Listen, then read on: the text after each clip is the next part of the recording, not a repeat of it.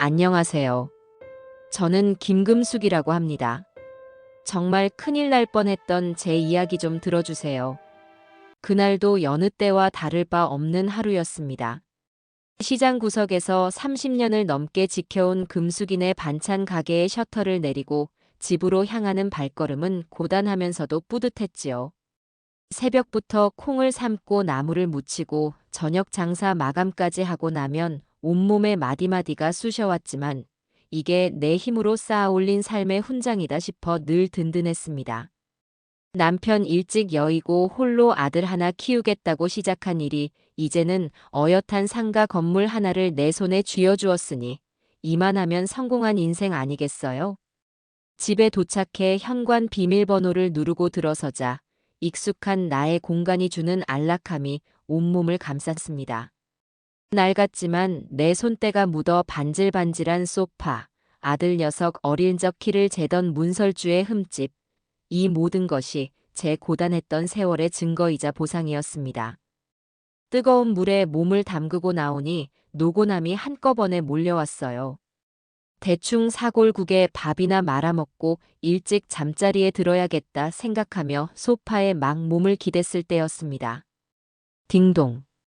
조용한 집안을 날카롭게 울리는 초인종 소리에 어깨가 움찔 떨렸습니다. 이 시간에 저를 찾아올 사람이 없었거든요. 시장 친구인 순자 씨는 이 시간이면 드라마 보느라 정신이 없을 테고 택배는 전부 가게로 받으니 올 리가 없고요. 혹시 무슨 문제라도 생겼나 싶어 가슴이 철렁 내려앉았습니다. 저는 조심스럽게 인터폰으로 다가가 화면을 켰습니다. 그리고 그 화면에 떠오른 두 개의 얼굴을 본 순간 저는 숨을 잠시 멈췄습니다. 기름진 음식을 잔뜩 먹은 듯 번들거리는 얼굴의 아들 김민철. 그리고 그 옆에서 잔뜩 멋을 부리고 서서 어딘가 못마땅한 표정으로 주위를 두리번거리는 며느리 이채원. 7년이었습니다. 제 아들이 결혼과 동시에 연을 끊고 떠나버린 지 꼬박 7년이라는 세월이 흘렀어요.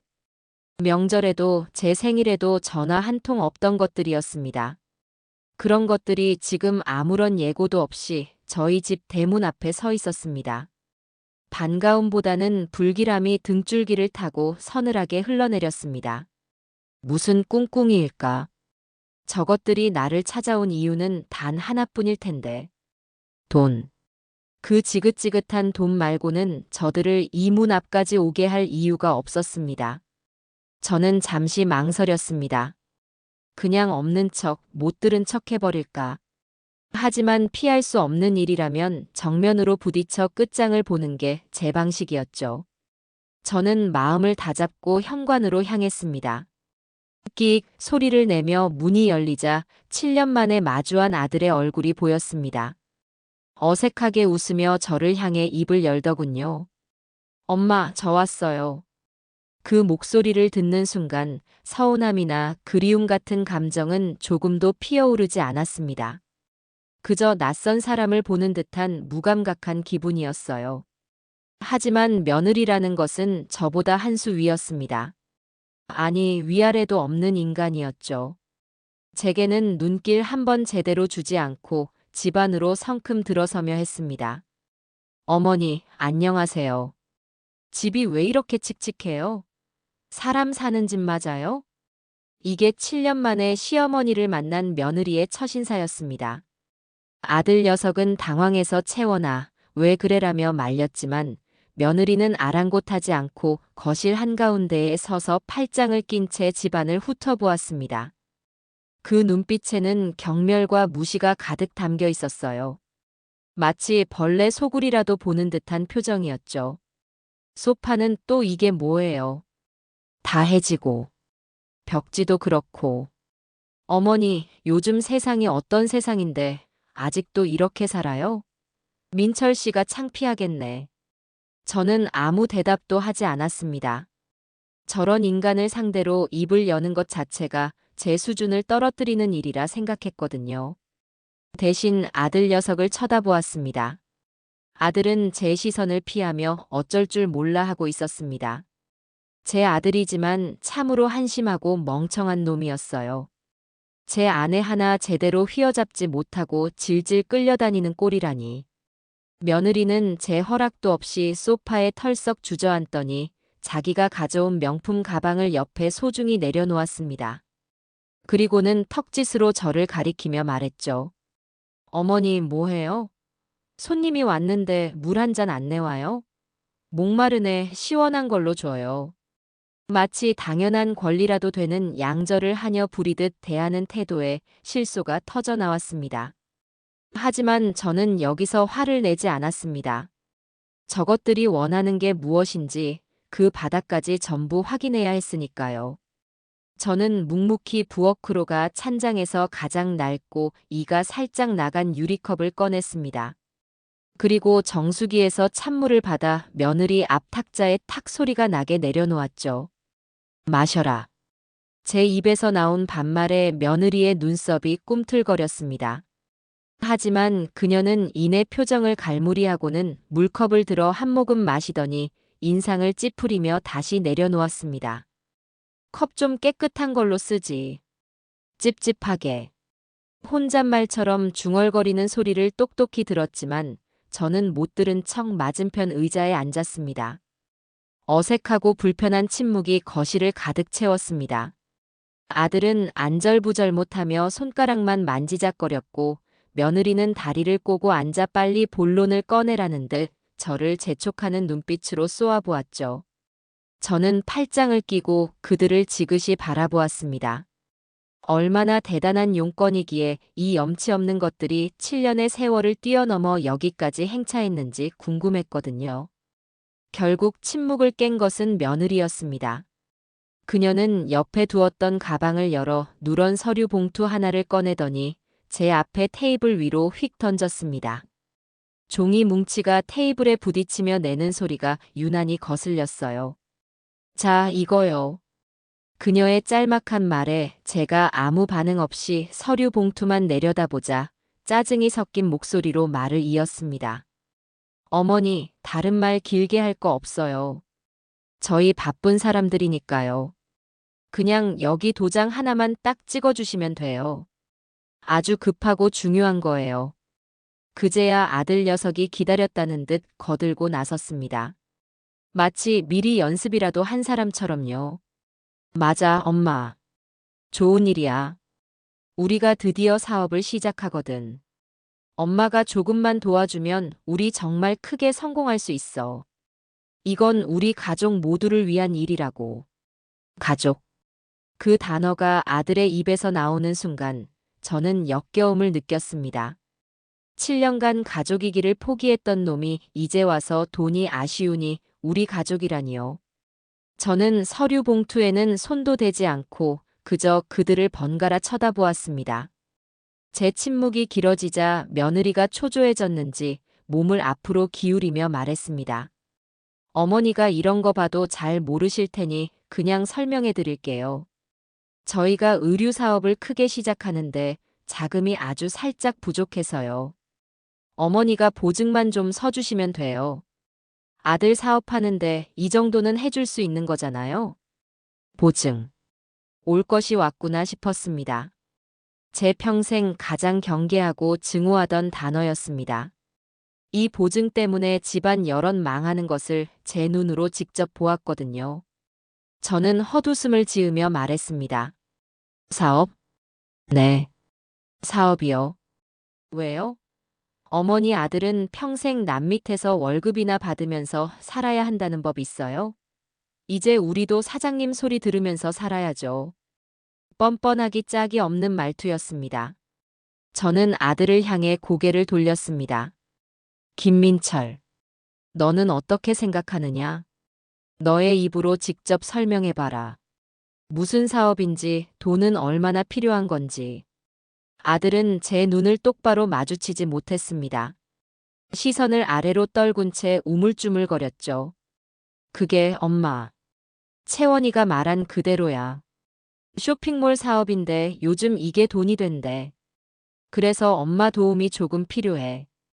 저는 더 이상 아들에게서는 어떤 대답도 들을 수 없다는 것을 깨달았습니다. 저놈은 이미 영혼까지 며느리에게 저당 잡힌 허수아비일 뿐이었어요. 저는 시선을 다시 며느리에게로 옮겼습니다. 그래서 나보고 뭘 어쩌라는 거냐? 뭘 어쩌긴요. 그냥 도장 찍으라니까요. 말이 왜 이렇게 많아요? 이제는 대놓고 짜증을 내는 며느리를 보며 저는 천천히 손을 뻗어 테이블 위에 서류 봉투를 집어들었습니다. 제 평생의 무게가 담긴 집과 상가 건물을 노리는 그들의 탐욕이 얇은 종이 몇 장을 통해 고스란히 느껴지는 듯 했습니다. 봉투를 열자 그 안에서 제 예상을 조금도 벗어나지 않는 문서들이 쏟아져 나왔습니다. 저는 서류 뭉치를 든 채 그저 묵묵히 첫 장을 넘겼습니다. 며느리라는 것은 제가 드디어 뜻을 굽히는 줄 알았는지 입가에 희미한 승리의 미소를 걸더군요. 하지만 그것은 아주 큰 착각이었어요. 제 평생의 원칙 중 하나는 적을 상대할 때는 적이 가진 칼이 무엇인지 정확히 알아야 한다는 것이었습니다. 지금 제 손에 들린 이 종이 뭉치가 바로 저들이 저를 향해 겨누고 있는 칼이었죠. 저는 난시용 돋보기를 꺼내 코에 걸치고는 깨알 같은 글씨들을 하나하나 뜯어보기 시작했습니다. 어머니, 뭘 그렇게 꼼꼼하게 보세요? 변호사 사무실에서 다 검토한 안전한 서류예요. 그냥 아들 이름 석자 보고 찍어주시면 되는 걸 가지고. 며느리가 다리를 떨며 재촉했지만 저는 대꾸하지 않았습니다. 제 시선은 대출 약정서라는 굵은 글씨 아래 빼곡히 들어찬 약관들에 고정되었어요. 대출 금액, 이자율, 상환 방식. 그리고 마침내 제 눈을 사로잡은 두 글자가 나타났습니다. 연대보증. 심장이 싸늘하게 식는 기분이었습니다. 제가 시장 바닥에서 장사를 시작하던 젊은 시절, 옆 가게 과일 장수 아저씨가 바로 이 연대보증 때문에 한순간에 길바닥으로 나앉는 것을 똑똑히 보았습니다. 친구 사업에 보증 한 번 잘못 써줬다가 평생 일군 가게는 물론 가족들이 살던 집까지 전부 차압당했지요. 그날 이후로 저는 제 인생에서 보증이라는 단어를 지워버렸습니다. 그런데 제 아들이 제 유일한 핏줄이라는 놈이 7년 만에 나타나 제게 그 죽음의 덫에 발을 담그라고 하고 있었습니다. 저는 애써 분노를 억누르며 다음 장을 넘겼습니다. 담보 목록. 그리고 그 아래 적힌 익숙한 주소. 첫 번째는 바로 이 집. 제가 남편 없이 아들 하나 바라보며 밤낮으로 일해 마련한 보금자리였습니다. 서류 속 주소를 보는 순간 20년 전 이 집으로 처음 이사 오던 날이 눈앞에 생생하게 그려졌어요. 낡은 트럭에 이삿짐을 싣고 와서 어린 민철이와 함께 짜장면을 시켜 먹으며 아들아, 이제 우리도 번듯한 우리 집이 생겼다라며 눈물 찢던 그날이요. 그 집을 담보로 내놓으라니요. 저는 떨리는 손으로 다음 장을 넘겼습니다. 두 번째 담보 목록에는 제 반찬 가게가 있는 상가 건물의 주소가 적혀 있었습니다. 그 건물은 제 청춘 그 자체였습니다. 눅눅한 지하 단칸방에서 시작해 시장 좌판을 거쳐 1층짜리 작은 가게를 얻고 돈을 모아 그 건물을 2층으로 올리고 마침내 건물 전체를 사들이기까지. 제 허리와 맞바꾼, 제 잠과 맞바꾼, 제 인생이 고스란히 녹아있는 곳이었습니다. 이게 무슨 짓이냐? 제 입에서 나온 목소리는 저 스스로도 놀랄 만큼 차갑고 낮았습니다. 아들 녀석이 제 목소리에 움찔하며 저를 쳐다보더군요. 저는 서류 뭉치를 테이블 위에 내려놓고 돋보기를 벗었습니다. 김민철. 내가 다시 묻는다. 이게 무슨 짓이냐고. 너의 입으로 직접 설명해 보거라. 아들은 입술만 달싹일 뿐 아내의 눈치를 살피느라 정신이 없었습니다. 그 꼴을 보다 못한 며느리가 대신 나섰죠. 어머니, 뭘 그렇게 놀라세요? 어차피 그 집이랑 가게 나중에 다 민철 씨가 물려받을 거잖아요. 미리 좀 당겨 쓴다고 생각하면 되는 거 아니에요? 융통성 없게 왜 그러세요, 정말. 융통성이라니요. 남의 평생을 담보로 제 욕심을 채우려는 것을 뻔뻔하게 융통성이라는 단어로 포장하는 저 간악함에 혀를 내둘렀습니다. 내가 아직 두 눈 시퍼렇게 뜨고 살아있는데 무엇을 물려받아? 그리고 너희가 말하는 그 사업. 도대체 무슨 사업이기에 내 전 재산을 담보로 잡아야 할 만큼 대단한 사업이냐? 내가 알아들을 수 있게 설명이라도 한번 해봐라. 제 날카로운 질문에 며느리가 잠시 말문이 막힌 듯 보였습니다. 그러더니 이내 헛기침을 한번 하고는 그럴싸한 단어들을 주워 섬기기 시작했죠. 요즘 트렌드를 선도하는 온라인 플랫폼 기반의 비즈니스 모델이에요. 글로벌 시장을 타겟으로 하는 거라 초기 투자금이 좀 많이 필요하고요. 어머니는 어차피 이런 거 설명해 드려도 잘 모르실 거예요. 그냥 저희가 알아서 다 할 테니 어머니는 도장만 찍어주시면 된다고요. 모르긴 뭘 모릅니까? 시장 바닥에서 30년을 구르면서 저보다 더 얕고 똑똑한 장사꾼들을 수없이 봐왔습니다. 진짜 배기 사업가들은 저렇게 뜬구름 잡는 소리 안 해요. 정확한 수치와 계획을 가지고 상대를 설득하지요. 저건 전형적인 사기꾼들의 화법이었습니다. 실체는 없으면서 그럴듯한 말로 포장해서 남의 돈을 빼먹으려는 수작. 그래서 그 대단한 사업을 하는 사무실은 어디에 있느냐? 제 기습적인 질문에 며느리와 아들의 얼굴이 동시에 굳었습니다. 사무실은 지금 알아보는 중이에요. 요즘은 재택으로도 다 할 수 있는 세상이라. 물건은 뭐고, 뭘 팔아서 돈을 벌 건데. 그건 사업 기밀이라 아직 말씀드릴 수 없어요. 중요한 건 이게 엄청난 기회라는 거예요. 이 기회 놓치면 평생 후회한다고요. 기가 막혀서 말이 나오지 않았습니다. 사무실도 없고 파는 물건도 비밀인데 내 전 재산을 담보로 돈을 빌려달라. 이건 나를 바보 천치로 알지 않고서는 할 수 없는 소리였습니다. 저는 마지막으로 아들에게 기회를 주기로 했습니다. 아직 저놈에게 한 톨의 양심이라도 남아있기를 바라는 어리석은 마음이었죠. 민철아, 너는 저 말이 진심이라고 생각하느냐? 너의 아내가 하자는 대로만 하면 정말 모든 게 잘 될 거라고 믿어. 내 눈을 똑바로 보고 대답해라. 이게 정말 너의 생각이냐? 아들은 마침내 고개를 들어 저를 바라보았습니다. 하지만 그 눈동자는 심하게 흔들리고 있었어요. 죄책감과 욕심 사이에서 갈피를 잡지 못하는 텅 비어버린 눈동자였습니다. 엄마 제발 한 번만. 이번 한 번만 믿어줘. 나도 이렇게 살기 싫어. 나도 남들처럼 번듯하게 성공해서 엄마한테 효도하고 싶어. 정말이야. 효도. 저 상황에서 효도라는 말이 나오다니요. 저것은 효도가 아니라 불효, 폐륜이었습니다. 아들의 대답을 듣는 순간 저는 마음속에 남아있던 마지막 미련의 끈을 잘라버렸습니다. 이놈은 구제불능이구나. 제 손으로 직접 이 썩은 고리를 끊어내야만 했습니다. 나가라. 제 단호한 말에 두 사람의 얼굴이 굳어졌습니다. 둘 다 당장 이 집에서 나가. 너희에게 내어줄 돈, 내어줄 보증, 내어줄 집과 가게는 단 한 푼, 단 한 평도 없다. 여긴 너희 같은 것들이 발 들릴 곳이 아니야. 제가 자리에서 일어나 현관을 가리키자 며느리가 벌떡 일어나 소리쳤습니다. 뭐라고요? 지금 저희를 내쫓는 거예요? 아들이 사업 좀 해보겠다는데 부모가 되어서 등을 밀어주지는 못할 망정 앞길을 막아. 어머니 정말 너무하시네.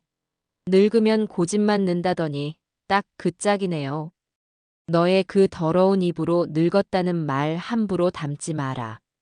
내가 이만큼 나이를 먹는 동안 너희 같은 날강도는 처음 본다. 사람의 탈을 썼으면 최소한의 염치는 알고 살아야지. 제 맞대응에 며느리의 얼굴이 시뻘개졌습니다. 그녀는 이제 본색을 완전히 드러냈습니다. 염치? 지금 저희 보고 염치를 따지는 거예요? 이 집, 이 가게, 어차피 다 민철 씨 거예요. 아들이 어머니 재산 좀 쓰겠다는데. 그게 무슨 죄라고 이렇게 길길이 날뛰세요. 어머니가 죽으면 다 우리 차지가 될 텐데 그냥 좋은 말할 때 몇 년 먼저 준다고 생각해요. 그 말을 듣는 순간 제 머릿속에 이성의 끈이 툭 하고 끊어지는 것 같았습니다. 저것들은 단순히 내 돈을 노리는 것을 넘어 내가 빨리 죽기만을 바라고 있었던 겁니다. 저는 더 이상 저들과 말을 섞을 필요가 없다고 판단했습니다. 그리고 제 방식대로 이 상황을 끝내기로 결심했죠. 저는 말없이 소파 옆 협탁으로 다가갔습니다. 그 위에는 제 휴대폰이 놓여 있었어요. 제 행동을 이해하지 못한 며느리가 계속해서 악을 썼습니다. 어머니, 지금 제 말이 안 들려요? 도장만 찍으면 된다니까요. 이렇게 고집 부리시면 어머니만 손해예요. 우리가 잘 되어야 어머니 노후도 편안해지는 거 아니겠냐고요. 저는 그녀의 말을 배경음악처럼 들으며 조용히 휴대폰을 집어들었습니다. 그리고 화면 잠금을 풀고 녹색 통화 버튼을 눌렀습니다. 그리고는 망설임 없이 3개의 숫자를 눌렀죠. 112. 제 손가락이 번호를 누르는 것을 본 아들의 얼굴이 새하얗게 질렸습니다. 엄마, 지금 뭐 하는 거야? 설마. 며느리는 그때까지도 제가 겁을 주려고 쇼를 하는 줄 알았던 모양입니다. 비웃음을 흘리며 말하더군요. 어머니, 유치하게 왜 이러세요? 경찰이라도 부르시게요? 가족 싸움에 경찰이 오기나 한데요. 바로 그 순간 전화기 너머에서 차분한 목소리가 들려왔습니다. 네, 112 경찰입니다. 무엇을 도와드릴까요? 저는 스피커폰으로 바꾸지도 않고 그저 담담하게 제 용건을 말하기 시작했습니다. 그제야 며느리의 얼굴에서 웃음기가 싹 사라졌습니다. 여보세요. 여기 주소가요. 제 입에서 정확한 주소가 흘러나오자 아들과 며느리의 눈이 공포로 물들기 시작했습니다. 네, 말씀하세요. 지금 제 집에 강도가 들었습니다. 강도라는 말에 며느리가 기겁하며 소리쳤습니다. 어머니, 지금 미쳤어요? 우리가 무슨 강도예요? 아들은 다급하게 제게 다가와 휴대폰을 뺏으려고 손을 뻗었습니다. 저는 가볍게 그 손을 피하며 통화를 이어갔습니다. 아들 내외라고 주장하는 남녀 한 쌍인데 7년 동안 연락도 없이 살다가 오늘 갑자기 찾아왔어요. 와서는 제 집과 가게를 담보로 대출을 받겠다면서 이 서류에 도장을 찍으라고 강요하고 있습니다. 제가 거부했더니 온갖 폭언을 퍼부으며 나가지 않고 버티고 있어요. 제 신변에 위협을 느낍니다. 빨리 와주셨으면 좋겠습니다. 제 말은 한치의 떨림도 과장도 없었습니다. 오직 사실만을 차분하고 논리적으로 전달했죠. 전화기 너머의 경찰관은 제 말이 끝나자마자 알겠습니다. 즉시 출동하겠습니다. 현 위치에서 최대한 안전을 확보하고 기다려 주십시오라고 말하고는 전화를 끊었습니다. 통화가 종료된 거실에는 무거운 정적만이 흘렀습니다. 아들은 다리가 풀린 듯 그 자리에 주저앉아 엄마 어떻게 이럴 수가 있어라며 중얼거렸고 며느리는 믿을 수 없다는 표정으로 저와 현관문을 번갈아 쳐다보았습니다. 방금 전까지 기세등등하게 저를 몰아붙이던 그 모습은 온데간데 없었죠. 저는 휴대폰을 다시 협탁에 내려놓고 그들의 꼴을 조용히 지켜보았습니다. 멀리서 희미하게 사이렌 소리가 들려오기 시작했습니다. 이제 게임은 끝났습니다. 그리고 심판의 시간이 다가오고 있었죠. 사이렌 소리는 순식간에 가까워졌고 이내 저희 집 대문 앞에서 뚝 그쳤습니다. 잠시 후 쾅쾅쾅 육중한 소리와 함께 현관문을 두드리는 소리가 들려왔어요. 경찰입니다. 문 좀 열어주십시오. 하는 우렁찬 목소리와 함께요. 그 순간 주저앉아 있던 아들 녀석은 거의 경기를 일으킬 듯 몸을 떨었고 넋을 잃고 서 있던 며느리는 정신이 번쩍 든 모양이었습니다. 그녀의 눈동자가 재빨리 굴러가기 시작하더군요. 저 인간이 또 무슨 얄팍한 잔꾀를 부리려나 저는 팔짱을 낀 채 지켜보았습니다. 제가 현관으로 걸어가 문을 열자 제복을 입은 2명의 경찰관이 서 있었습니다. 한 명은 나이가 지긋하고 경험이 많아 보이는 베테랑의 풍모였고, 다른 한 명은 아직 앳된 티가 가시지 않았지만 눈빛만은 날카로운 젊은 경찰관이었어요. 신고하신 분 맞으십니까? 나이든 경찰관이 저를 보며 물었습니다. 제가 고개를 끄덕이기도 전에 제 등 뒤에서 갑자기 며느리가 뛰쳐나왔습니다. 그리고는 언제 그랬냐는 듯 눈물을 뚝뚝 흘리며 경찰관의 팔을 붙잡고 늘어지는 것이 아니겠어요. 아이고, 경찰 아저씨. 잘 오셨어요. 저희 어머니 좀 어떻게 해주세요. 그녀의 돌발 행동에 두 경찰관의 얼굴에 당혹감이 스쳐 지나갔습니다. 저는 기가 막혀서 헛웃음이 나왔죠. 저 여자는 정말 타고난 배우였습니다. 눈물샘을 자유자재로 조절하는 능력은 물론 순간적인 상황 판단과 연기력까지. 시장 바닥에서 잔뼈가 굵은 저조차도 혀를 내두를 정도였으니까요. 저희 어머니가 요즘 들어 자꾸 깜빡깜빡하시고 사람도 잘 못 알아보시고 치매가 좀 있으세요. 저희는 그냥 어머니 잘 계신가 걱정돼서 찾아뵌 것뿐인데 갑자기 저희를 강도라고 하시면서 저희가 얼마나 놀랐는지 몰라요. 며느리는 금방이라도 실신할 것처럼 가녀린 목소리로 울먹이며 저를 정신이 온전치 못한 노인으로 몰아가기 시작했습니다. 옆에 있던 아들 녀석은 차마 그 연극에 동참하지는 못하고 고개를 푹 숙인 채 죄송합니다. 죄송합니다. 라는 말만 앵무새처럼 반복하고 있었죠. 그 모습은 차라리 동정심을 유발하려는 며느리의 계산된 연기보다 더 저를 분노하게 만들었습니다. 저놈은 진실 앞에서 자신의 입장을 밝힐 용기도 비겁한 아내를 제지할 깜냥도 없는 그저 껍데기일 뿐이었습니다. 나이든 경찰관은 일단 며느리를 진정시키며 말했습니다. 알겠습니다. 우선 안으로 들어가서 차분히 말씀을 들어보겠습니다. 그들은 거실로 들어와 상황을 살폈습니다. 테이블 위에는 제가 펼쳐놓은 서류 뭉치가 그대로 놓여 있었죠. 젊은 경찰관의 시선이 그 서류에 잠시 머물렀습니다. 모두가 소파에 둘러앉자 며느리는 마치 자기가 신고자라도 되는 양본물 터진 듯 이야기를 쏟아냈습니다. 저희가 7년 동안 외국에 나가 살았어요. 돈 많이 벌어서 어머니 호강시켜드리려고요. 그래서 정말 죽기 살기로 일해서 얼마 전에 돌아왔는데 어머니가 저희를 못 알아보시고 이렇게 적대적으로 대하시는 거예요. 저희 마음이 얼마나 아픈지 아세요? 저 서류도 어머니 재산 관리해 드리려고 변호사 상담받은 건데 뺏으려는 거라고 오해를 하시고 거짓말이 술술 나왔습니다. 7년간 연락 한 통 없었던 이유를 해외 체류로 둔갑시키고 재산을 빼앗으려던 서류는 재산 관리용으로 둔갑시켰죠. 그럴싸한 거짓말에 경험 많은 베테랑 경찰관의 표정도 잠시 헷갈리는 듯 보였습니다. 가족 간의 문제는 워낙 복잡하고 미묘하니까요. 하지만 저는 조금도 조급하지 않았습니다.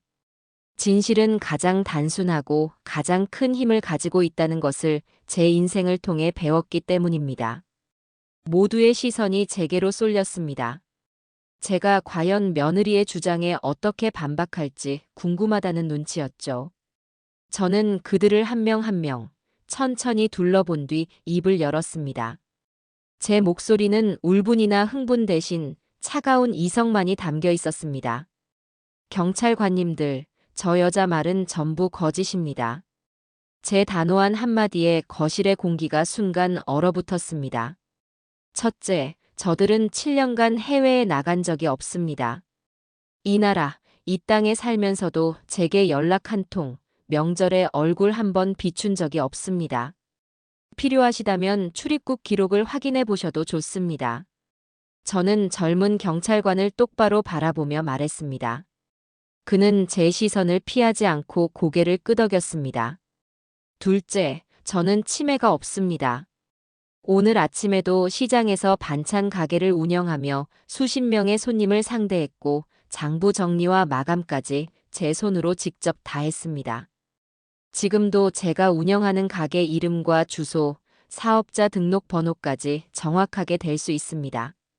제 정신이 온전치 않다고 생각하시면 지금 당장 병원에 가서 검사를 받아볼 용의도 있습니다. 대신 만약 제게 아무런 문제가 없다면 저 여자를 무고죄로 고소할 겁니다. 제 단호한 태도에 며느리의 얼굴에서 핏기가 가시는 것이 보였습니다. 그녀가 가장 두려워하는 것이 바로 이런 논리적인 반박이었을 겁니다. 감정에 호소하는 연기가 통하지 않는 상대. 그리고 마지막으로 저 서류는 재산관리용 서류가 아닙니다. 저는 테이블 위에 서류 뭉치를 가리켰습니다. 젊은 경찰관이 조심스럽게 서류를 집어들고 훑어보기 시작했죠. 저 서류는 제 소유의 집과 상가 건물을 담보로 수억 원을 대출받는 연대보증 서류입니다. 오늘 처음 본 서류이고 저는 이 서류에 동의한 적이 없습니다. 저들은 제게 사업 자금이라는 핑계를 대며 일방적으로 도장을 찍으라고 강요했고 제가 거부하자 어차피 죽으면 다 우리 것이라는 폭언을 퍼부으며 저를 협박했습니다. 제 이야기가 끝나자 거실은 찬물을 끼얹은 듯 조용해졌습니다. 제 이야기는 며느리의 이야기와 달리 군더더기가 없고 명확했습니다. 감정적인 호소 대신 확인 가능한 사실들로 이루어져 있었죠. 서류를 검토하던 젊은 경찰관의 미간이 좁혀졌습니다. 그는 서류에서 눈을 떼고 아들을 향해 물었습니다. 김민철 씨, 맞습니까? 이 서류 내용에 대해 설명해 보시죠. 구체적으로 어떤 사업을 위한 대출입니까? 모든 시선이 아들에게로 향했습니다. 아들은 식은땀을 비오듯 흘리며 입술을 깨물었습니다. 그가 할 수 있는 대답은 아무것도 없었죠. 그게 그러니까. 아들이 우물쭈물하는 사이 젊은 경찰관은 며느리에게로 고개를 돌렸습니다. 그의 눈빛은 아까보다 한층 더 날카로워져 있었어요. 이채원 씨라고 하셨죠? 아까는 어머님 재산 관리 때문에 변호사 상담을 받은 서류라고 하셨는데 여기에는 연대보증과 담보 설정 계약서만 있습니다. 재산 관리에 대한 내용은 전혀 없는데요. 어떻게 된 일이죠? 전곡을 찌르는 질문이었습니다. 며느리는 당황해서 얼굴이 울그락불그락해졌습니다. 그게 절차상의 일부라서. 보증을 서주셔야 그걸로 저희가 사업을 해서 어머니 재산을 더 불려드릴 수 있다는 그런 뜻이었어요. 앞뒤가 맞지 않는 횡설수설이었습니다. 그 모습을 지켜보던 나이든 경찰관이 깊은 한숨을 내쉬며 고개를 저었습니다. 그는 상황 파악이 끝났다는 표정이었죠. 그는 자리에서 일어나 아들과 며느리를 향해 말했습니다. 두 분, 일단 어르신 댁에서 나가주셔야겠습니다. 네. 저희가 왜요? 저희는 그냥 부모님 뵈러 온 건데. 며느리가 발악하듯 소리쳤지만 경찰관의 태도는 단호했습니다. 어르신께서 두 분 때문에 신변의 위협을 느끼고 불안해하고 계십니다. 그리고 두 분의 말씀과 서류 내용이 일치하지 않는 등 어르신의 신고 내용에 신빙성이 있다고 판단됩니다. 계속 여기서 버티시면 주거침입 및 퇴거 불응으로 현행범 체포될 수도 있습니다. 현행범 체포라는 말에 며느리의 입이 턱 막혔습니다. 나이든 경찰관은 젊은 경찰관에게 눈짓을 했고 젊은 경찰관은 두 사람에게 현관문 쪽을 가리키며 말했습니다. 나가시죠. 그것은 정중하지만 거부할 수 없는 명령이었습니다. 아들은 아무 말 없이 자리에서 일어나 고개를 숙인 채 현관으로 향했습니다. 하지만 며느리는 분이 풀리지 않는지 저를 향해 도끼 서린 눈을 부라리며 악을 썼습니다. 어머니, 정말 이렇게까지 하셔야겠어요? 후회 안 할 자신 있으세요? 우리가 이대로 그냥 물러날 것 같아요? 저는 그 협박에 눈 하나 깜짝하지 않고 대답했습니다. 후회는 너희가 하게 될 거다. 그리고 나는 오늘 일에 대해 정식으로 고소장을 접수할 생각이다. 사기미수와 협박죄로 말이다. 제 마지막 말에 며느리의 얼굴이 절망으로 일그러졌습니다. 경찰관들은 더 이상 듣지 않겠다는 듯 두 사람을 데리고 현관 밖으로 나갔습니다. 쾅! 하고 현관문이 닫히고 나서야 길고 길었던 소동이 끝이 났습니다. 저는 다리에 힘이 풀려 소파에 주저앉았습니다. 잠시 후 젊은 경찰관이 다시 들어와 제게 물 한 컵을 건넸습니다. 괜찮으십니까, 어르신? 고맙습니다. 덕분에 살았네요. 일단 두 사람은 귀가 조치시켰습니다. 하지만 오늘 있었던 일에 대해 정식으로 조사를 원하시면 내일이라도 경찰서로 오셔서 고소장을 작성해 주십시오. 이 서류는 중요한 증거물이니 잘 보관하시고요. 그는 테이블 위에 서류 뭉치를 가리키며 말했습니다. 저는 고개를 끄덕였습니다. 경찰관들이 돌아가고 집안에는 다시 완벽한 정적이 찾아왔습니다. 하지만 이전의 평화로운 정적과는 달랐습니다. 그것은 폭풍이 휩쓸고 지나간 뒤의 고요함, 그리고 앞으로 더 큰 싸움을 준비해야 하는 전사의 비장한 침묵이었습니다. 저는 부엌으로 가 가장 아끼는 찻잔에 따뜻한 대추차를 한 잔 따랐습니다. 달콤하고 쌉싸름한 차향이 제 마음을 조금씩 진정시켜 주었습니다. 그래, 이것은 끝이 아니라 시작이었습니다. 내 인생을 좀먹으려는 것들과의 지긋지긋한 전쟁, 그 서막이 이제 막 올랐을 뿐이었습니다.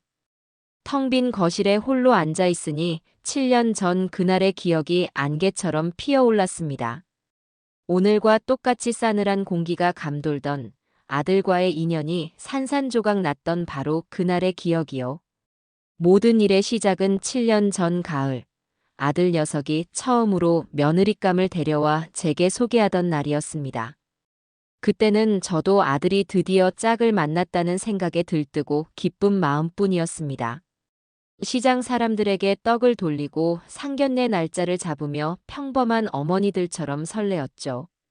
상견례 장소는 며느리, 아니 그때는 그냥 이채원이라는 아가씨가 정한 시내의 고급 한정식 집이었습니다.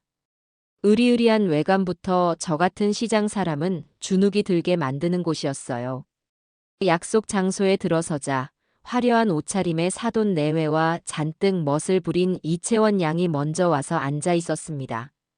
사돈댁 사람들을 처음 본 순간 저는 마음속으로 쉽지 않겠다는 생각을 했습니다. 사돈 어른이라는 사람은 딱 봐도 남을 아래로 내려다보는데 익숙한 거만한 인상이었고, 안사돈은 머리부터 발끝까지 값비싼 보석들로 치장하고는 제 옷차림을 위아래로 훑어보는데 그 눈빛이 마치 값을 매기는 것 같아 기분이 몹시 불쾌했거든요. 아이고 사부인. 시장 일이 많이 바쁘셨나 봐요. 옷차림이 편안해 보이시네요. 안사돈이 웃으며 던진 첫마디였습니다. 제 작업복 겸 외출복인 수수한 개량 한복을 두고 하는 소리였죠. 아기는 없다는 듯 웃고 있었지만 그 말 속에 숨은 가시를 제가 모를 리 없었습니다. 네, 자식 먹여 살리느라 평생 일만 했더니 몸에 딱 붙는 비싼 옷보다는 이렇게 맘 편한 옷이 좋더라고요. 안사돈께서는 참 고와 보이십니다. 고생 한 번 안 해보신 분 같아요. 저도 지지 않고 웃으며 받아쳤습니다. 제 말에 안사돈의 얼굴이 순간 굳어지는 것을 보았죠. 어색한 분위기 속에서 비싼 음식들이 상에 오르기 시작했습니다. 하지만 음식이 코로 들어가는지 입으로 들어가는지 모를 정도로 대화는 불편하게 흘러갔습니다. 사돈댁은 노골적으로 제 재산을 궁금해했습니다. 듣자 하니 금숙이네 반찬이 그 시장에선 제일 유명하다면서요? 가게가 있는 상가 건물도 사부인 소유라고 들었는데 맞습니까? 사돈 어른이 대놓고 물었습니다. 저는 굳이 숨길 필요가 없어 담백하게 대답했죠. 네, 맞습니다. 평생 일해서 겨우 장만한 제 전부입니다. 이야, 대단하시네. 그럼 우리 민철 군도 나중엔 건물주가 되는 거네요? 우리 채원이가 시집 하나는 잘 가는 모양입니다. 하하. 그들은 아들 민철이가 아니라 민철이의 배경이 될 제 건물을 보고 딸을 시집 보내는 것이었습니다.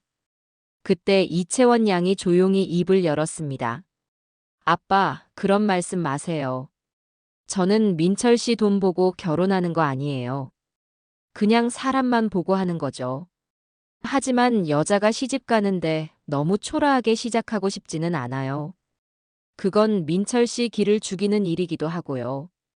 아주 영악한 화법이었어요. 자기는 속물이 아니라고 한 발 빼면서도 결국 자기가 원하는 바는 분명히 전달하는 방식이었죠. 저는 그때 이미 저 아이가 보통 내기가 아니라는 것을 직감했습니다. 아들 녀석은 옆에서 뭐가 좋은지 해벌쭉 웃으며 채원이는 마음도 착해라며 추임새를 넣고 있었으니 제 속은 까맣게 타들어갔습니다. 상견례는 그렇게 서로의 속내만 확인한 채 찝찝하게 끝이 났습니다. 문제는 결혼 준비 과정에서 본격적으로 터져나왔습니다. 어느 주말 아들과 이채원 양이 저를 찾아왔습니다. 그리고는 다짜고짜 강남의 최고급 주상복합 아파트 모델하우스에 가자고 하더군요. 영문을 모르는 저를 거의 반강제로 차에 태워 데려간 곳은 평범한 사람들은 평생 구경도 못 해볼 번쩍이는 곳이었습니다. 눈이 휘둥그레질 정도로 화려한 인테리어와 최첨단 시설을 보며 저는 이곳이 우리가 살 세상이 아니라고 생각했습니다. 어머니, 여기 어때요? 너무 좋죠. 여기 50평짜리 이걸로 하고 싶어요. 여기서 시작하면 우리 민철 씨도 사업하는 친구들한테 꿀리지 않을 거예요. 이채원 양이 제 팔짱을 끼며 애교 섞인 목소리로 말했습니다. 저는 어이가 없어서 분양 가격표를 찾아보았습니다. 제 눈을 의심할 수밖에 없는 숫자가 적혀 있었어요. 제 전 재산을 다 팔아도 모자랄, 상상도 못할 금액이었습니다. 아가씨, 지금 제정신이냐? 여기가 어떤 곳인 줄 알고 이런 소리를 해. 우리 형편에 가당키나 한 소리를 해야지. 제 말에 그녀의 표정이 싸늘하게 굳었습니다. 어머니, 지금 저한테 아가씨라고 하셨어요? 곧 며느리가 될 사람한테? 그리고 어머니 형편이 왜요? 시장에 그 큰 건물도 있으시면서. 그거 하나 파시면 되잖아요. 어차피 낡은 건물, 이번 기회에 정리하시고 아들이랑 같이 좋은 집에 사는 게 낫지 않아요? 마치 제 건물이 자기 것이라도 되는 양 쉽게 말하는 그 태도에 화가 머리끝까지 치밀었습니다. 그 건물은 내 목숨과도 같은 곳이다. 그걸 팔아서 너희 호화로운 시작을 뒷바라지할 생각은 추호도 없다. 분수에 맞게 시작해야지. 내가 보태줄 수 있는 돈은 얼마까지다. 그 돈에 맞춰서 너희가 살 집을 알아보거라. 제가 단호하게 선을 긋자 그녀는 더 이상 착한 며느리인 척 연기하지 않았습니다. 그 돈으로요? 그 돈이면 경기도 어디 변두리 가서 낡은 빌라 전세나 얻겠네요. 어머니, 저는 그렇게는 결혼 못해요. 제 친구들이 다 뭐라고 생각하겠어요. 제 인생이 걸린 문제라고요. 그때까지 잠자코 있던 아들 녀석이 제게 매달렸습니다. 엄마, 제발. 채원이 말이 틀린 거 하나 없잖아. 엄마가 조금만 도와주면 되는데 왜 그래? 나 정말 채원이 없으면 안 돼. 이번 한 번만, 딱 한 번만 도와줘, 응? 저는 아들의 얼굴을 보았습니다. 사랑에 눈이 멀어 무엇이 옳고 그른지 판단조차 못하는 어리석은 아들의 얼굴이었습니다. 저는 아들의 손을 뿌리쳤습니다. 너는 너의 힘으로 가정을 꾸릴 생각은 안 하고 처음부터 어미 등골을 빼먹을 생각부터 하느냐. 내가 너를 그렇게 가르쳤어? 땀 흘려 돈 버는 게 얼마나 힘든 건지 이 어미를 보고도 배운 게 그것뿐이야? 제 호통에 아들은 아무 말도 못했습니다. 그러자 이채원 양이 차가운 목소리로 최후 통첩을 하더군요. 어머니 선택하세요. 아들 앞길을 열어주실 건지 아니면 아들을 평생 어머니 치마폭에 싸고 살다가 불행하게 만드실 건지.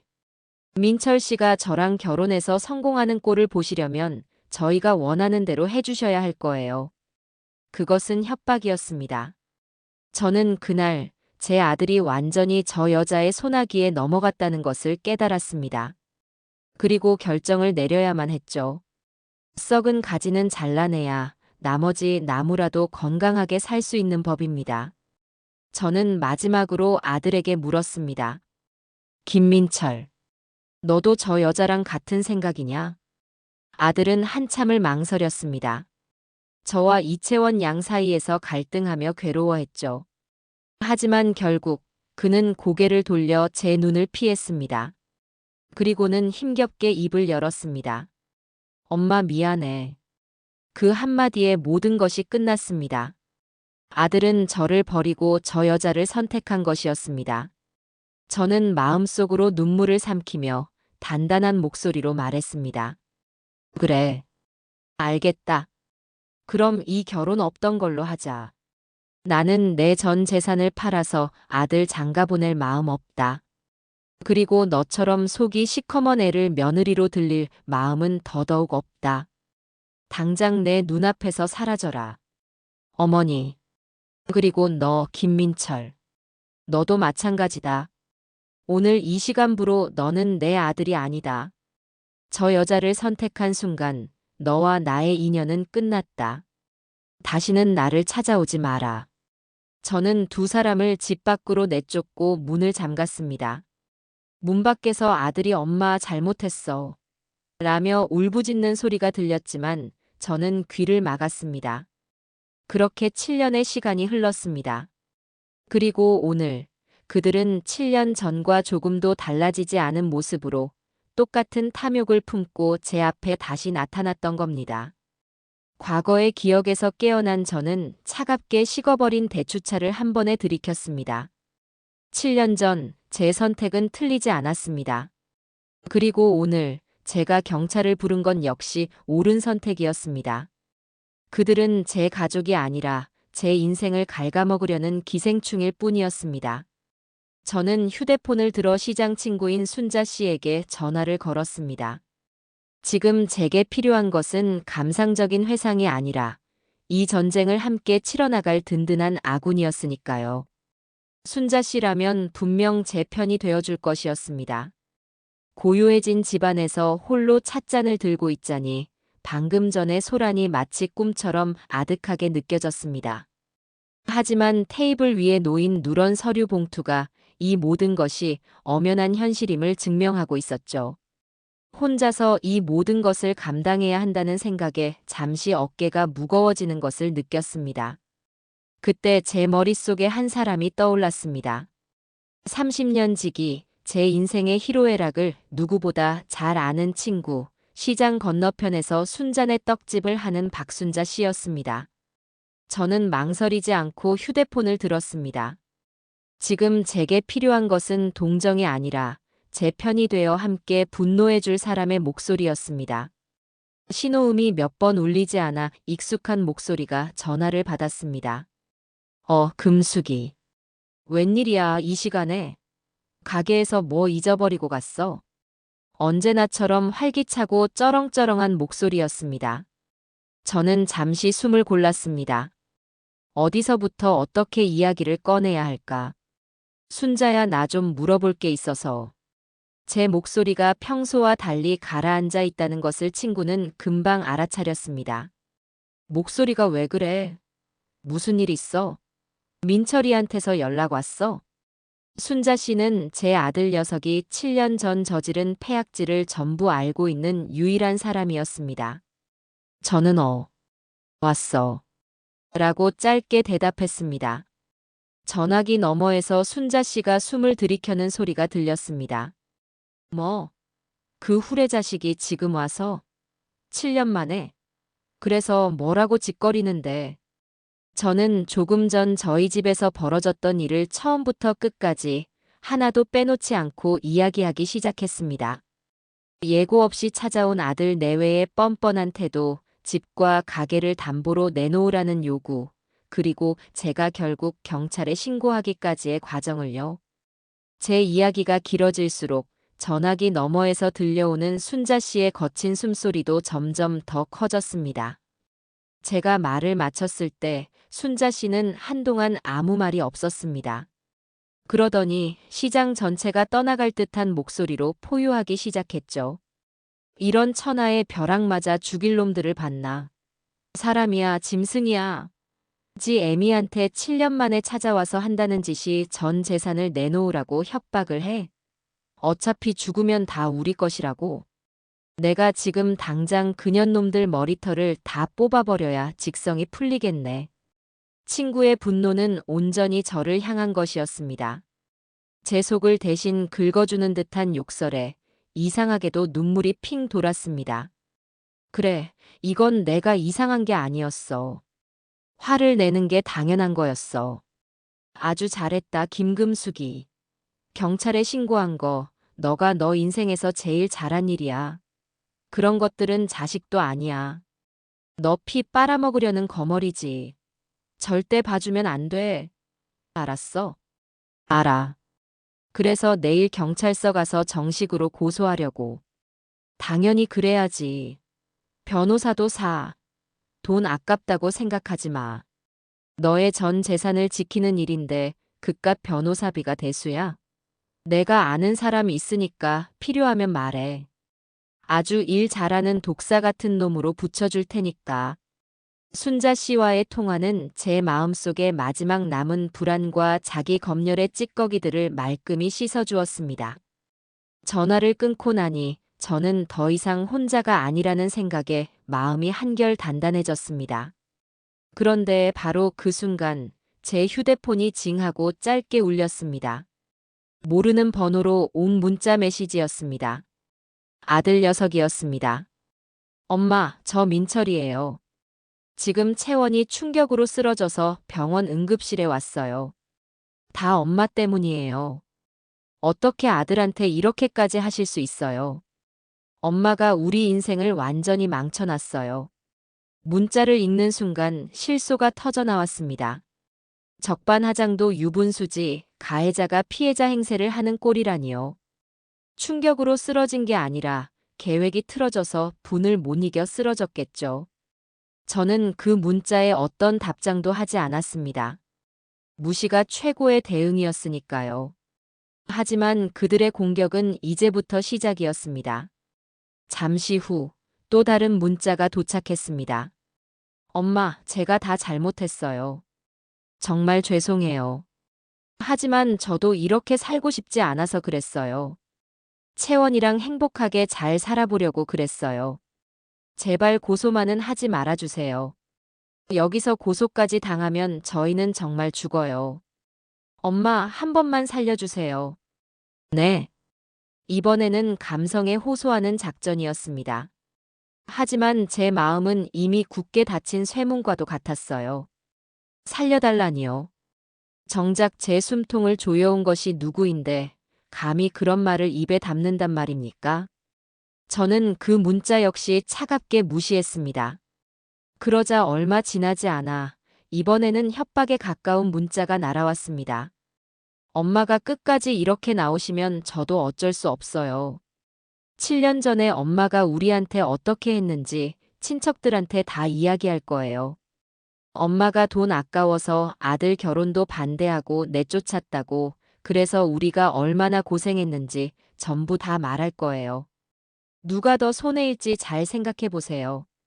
손가락이 부들부들 떨렸습니다. 분노 때문이 아니라 인간이 어디까지 추악해질 수 있는지에 대한 혐오감 때문이었습니다. 진실을 왜곡하고 저를 파렴치 안으로 몰아가겠다는 저들의 수법은 7년 전이나 지금이나 변함이 없었습니다. 이 문자들을 받는 순간 저는 순자 씨의 말이 옳았다는 것을 깨달았습니다. 이건 더 이상 가족 간의 다툼이 아니었습니다. 명백한 전쟁이었죠. 그리고 전쟁에서 이기기 위해서는 감정적인 대응이 아니라 철저한 법적 대응이 필요했습니다. 변호사가 필요했습니다.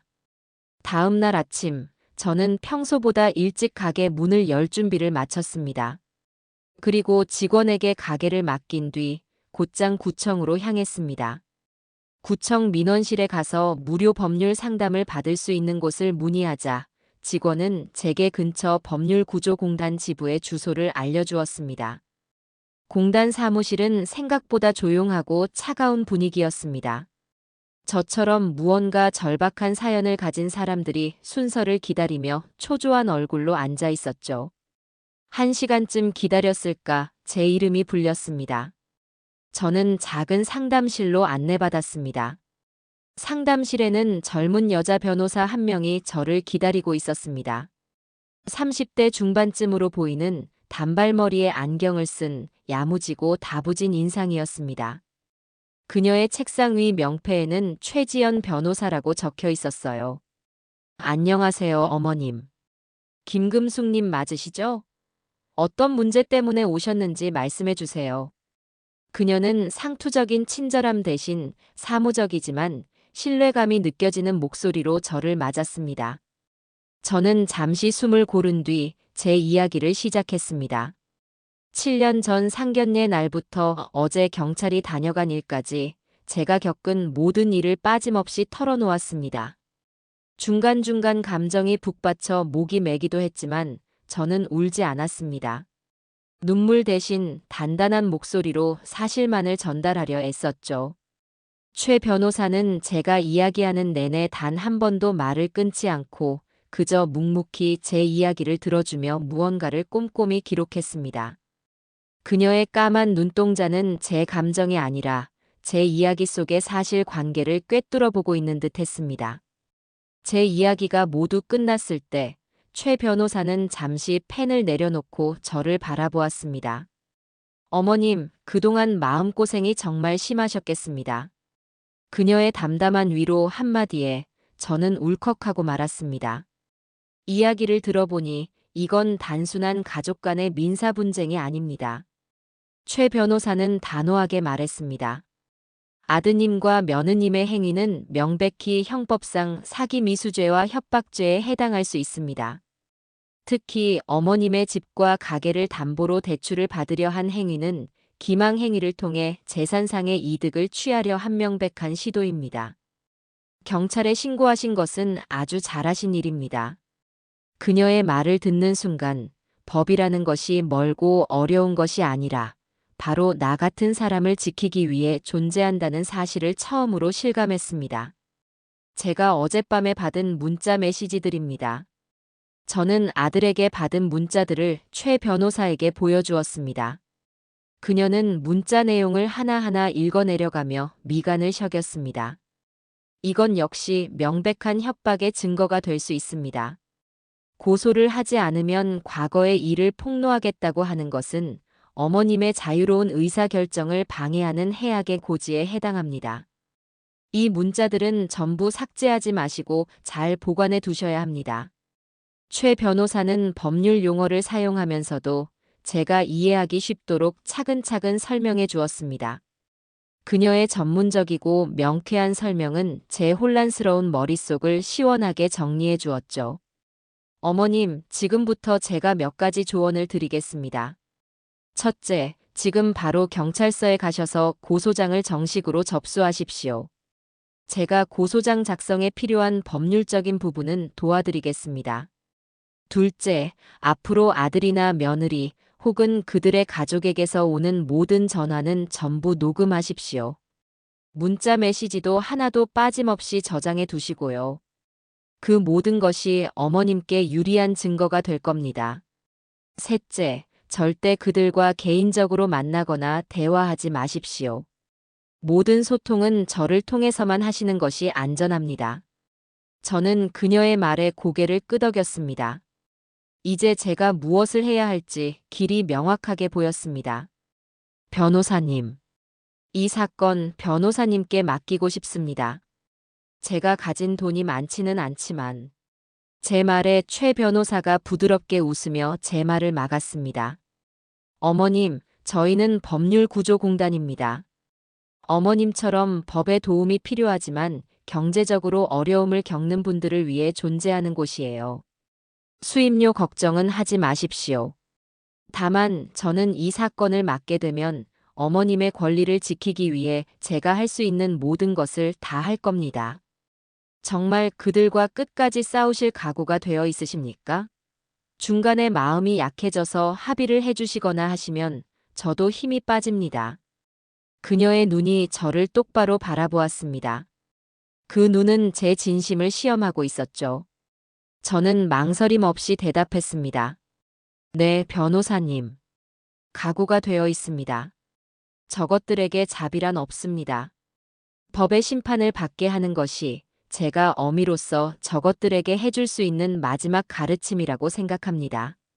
제 대답을 들은 최지연 변호사의 입가에 희미한 미소가 번졌습니다. 그것은 마치 잘 벼려진 칼날처럼 차갑지만 든든한 미소였습니다.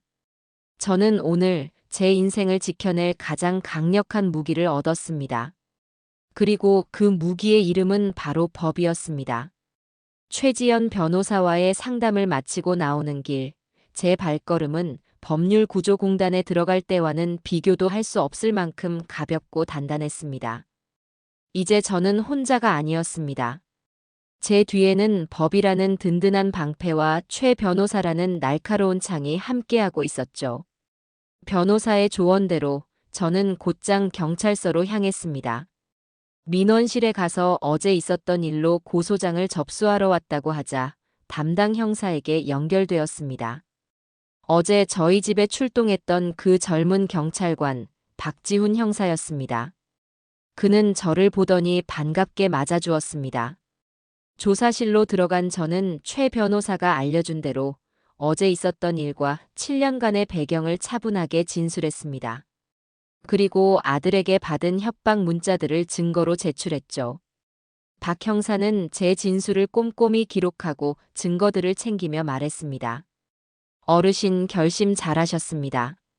저희도 이 사건 단순 가정불화로 보지 않고 정식으로 수사에 착수하겠습니다.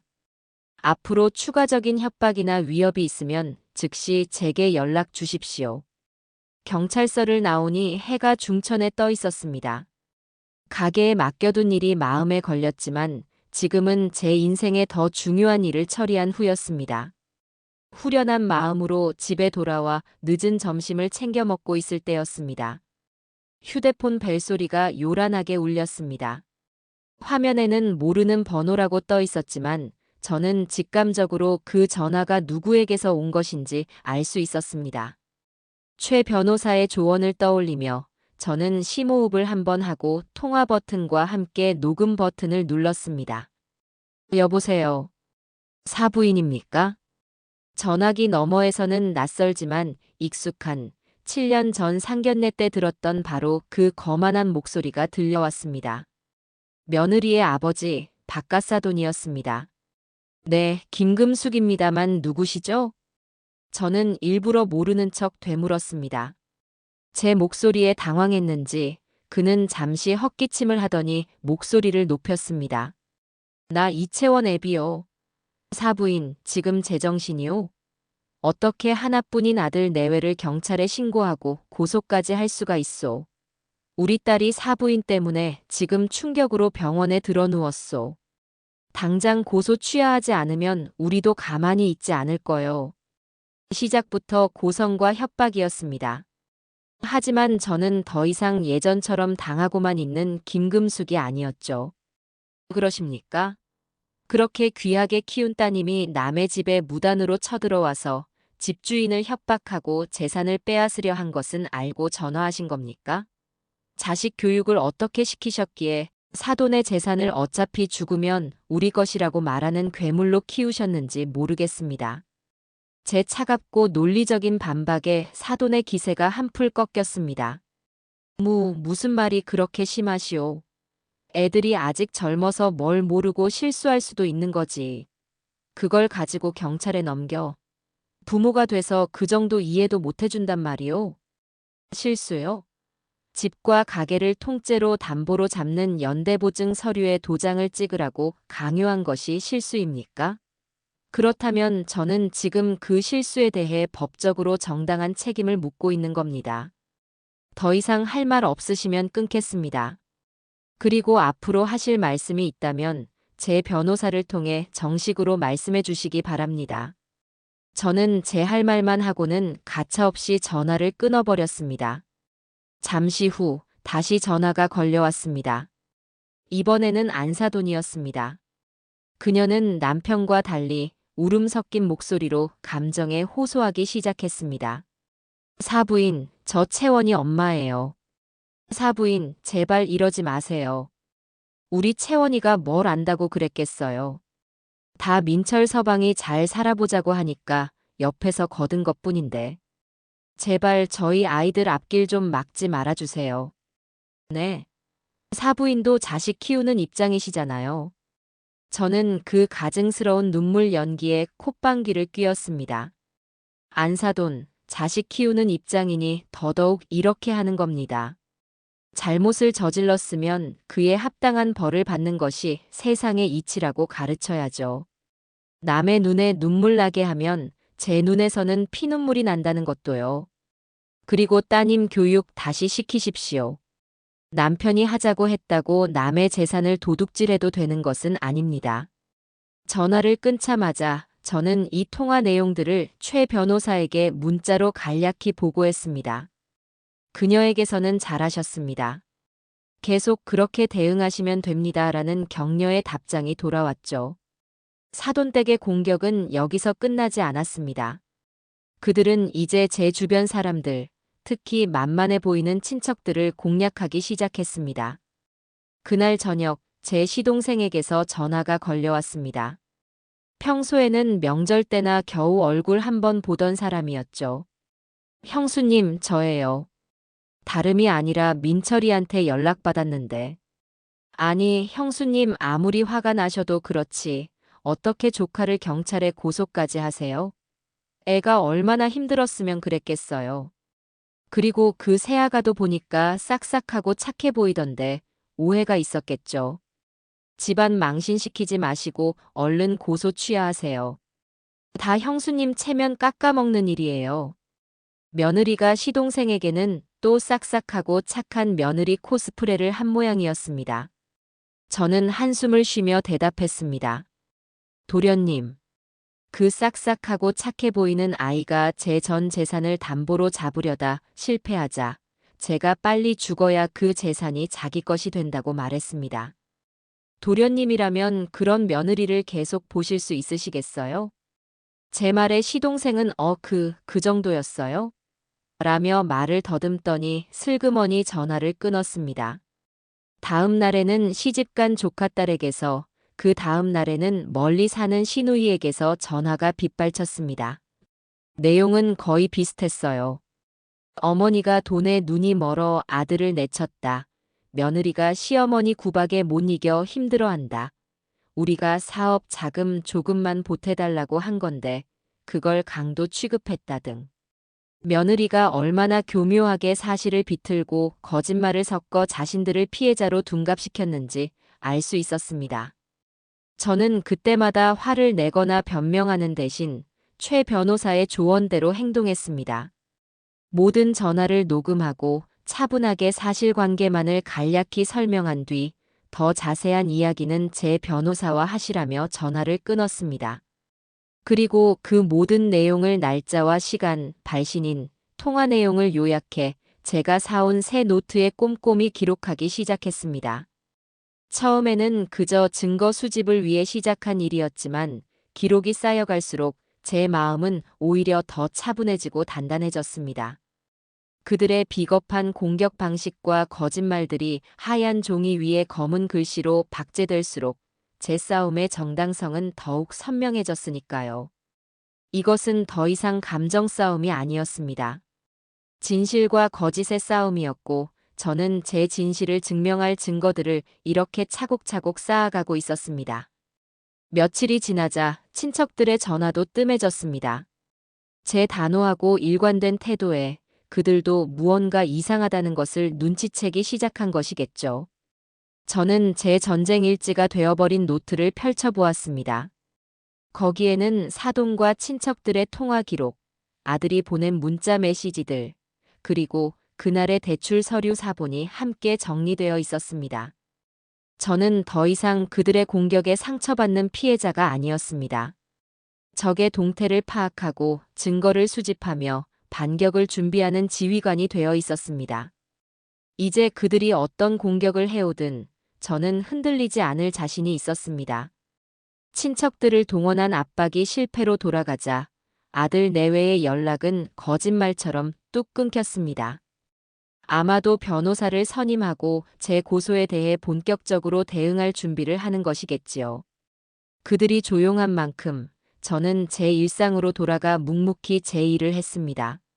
아침 일찍 일어나 가게 문을 열고 정성껏 반찬을 만들고 찾아오는 손님들에게 웃으며 안부를 물었습니다. 시장 사람들은 제게 무슨 일이 있었는지 전혀 눈치채지 못했죠. 하지만 제 마음속에서는 보이지 않는 전쟁이 계속되고 있었습니다. 그러던 어느 날 오후 가게로 전화 한 통이 걸려왔습니다. 박지훈 형사였습니다. 어르신, 저 박지훈 형사입니다. 수사 진행 상황에 대해 말씀드릴 것이 있어 전화드렸습니다. 저는 가게 구석으로 자리를 옮겨 조용히 전화를 받았습니다. 네, 형사님. 무슨 소식이라도 있습니까? 저희가 아드님과 며느님이 제출하려 했던 대출 서류의 출처를 추적해봤습니다. 정식 금융기관이 아니라 불법 대출을 알선하는 브로커가 끼어 있었습니다. 이 브로커, 전에도 비슷한 수법으로 노인분들 재산을 노리다가 몇 번 걸렸던 전적이 있는 인물입니다. 박 형사의 말에 저는 놀라지 않을 수 없었습니다. 단순한 생각으로 시작한 일이 아니라 처음부터 전문가까지 끼고 저를 속이려 했던 겁니다. 그리고 두 사람이 사업을 하겠다며 내세웠던 회사, 채원 글로벌이라는 곳도 저희가 조회를 해봤습니다. 사업자 등록은커녕 법인 등기조차 되어 있지 않은 완전한 유령 회사입니다. 서류에 적힌 주소지는 강남의 한 오피스텔인데 몇 달째 월세가 밀려 곧 쫓겨날 판이고요. 기가 막혔습니다. 그 번지르르 하던 말들이 전부 빈 껍데기였다니요. 저는 박 형사에게 고맙다고 말하고 전화를 끊었습니다. 경찰의 수사를 통해 제가 짐작만 하던 그들의 사기 행각이 객관적인 사실로 하나씩 밝혀지고 있었습니다. 며칠 뒤 최지연 변호사에게서 연락이 왔습니다. 저와 상의할 중요한 내용이 있다며 사무실로 와달라는 요청이었죠. 저는 가게 일을 일찍 마무리하고 법률구조공단으로 향했습니다.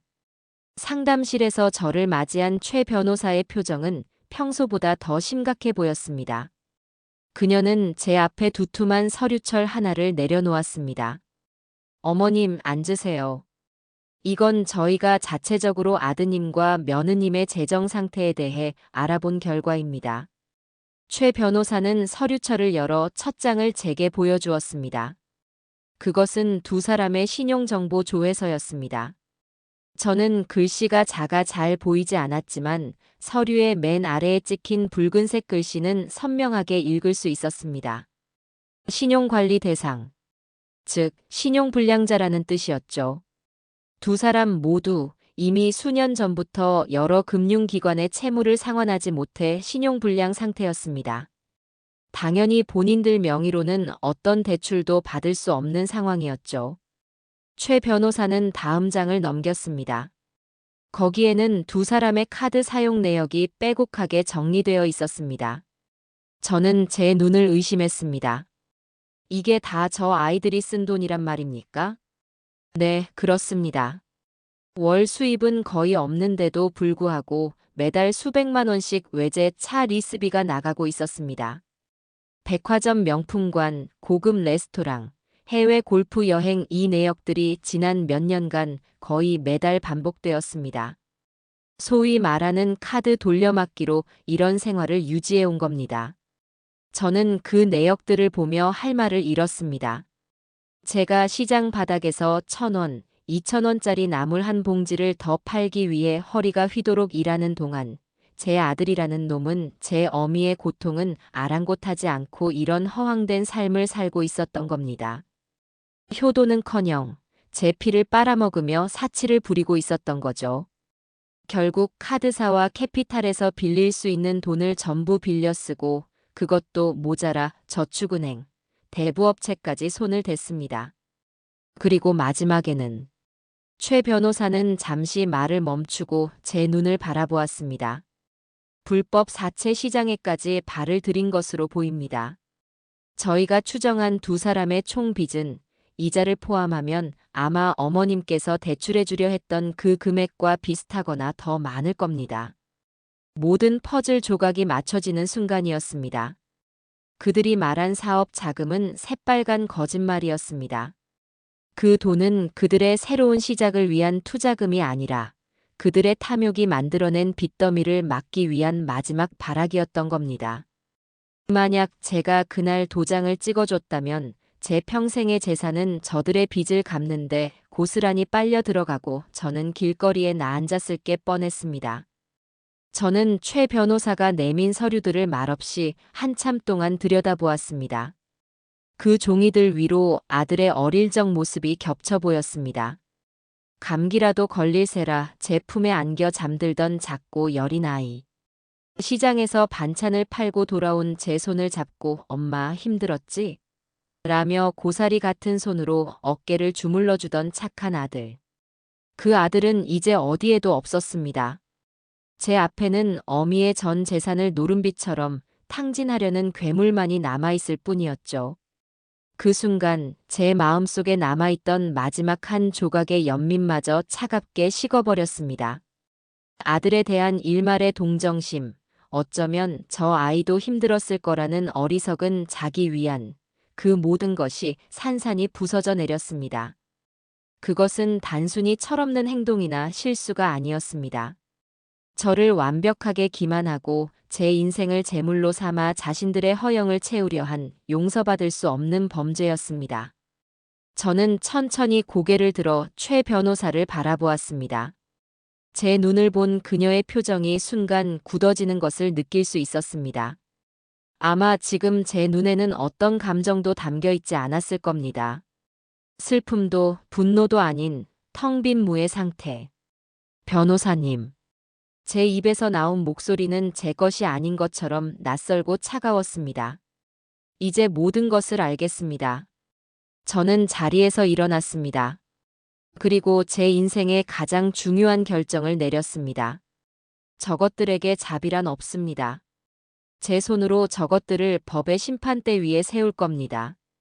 합의는 물론이고 단 1%의 선처도 없을 겁니다. 변호사님, 제가 이 싸움에서 이길 수 있도록 법이 허락하는 모든 방법을 동원해 주십시오. 제 말에 최지연 변호사는 말없이 자리에서 일어나 제게 허리를 숙였습니다. 알겠습니다, 어머님. 어머님의 뜻에 따라 저도 제가 가진 모든 것을 걸고 이 재판에 임하겠습니다. 사무실을 나오는 제 등 뒤로 저녁 노을이 붉게 타오르고 있었습니다.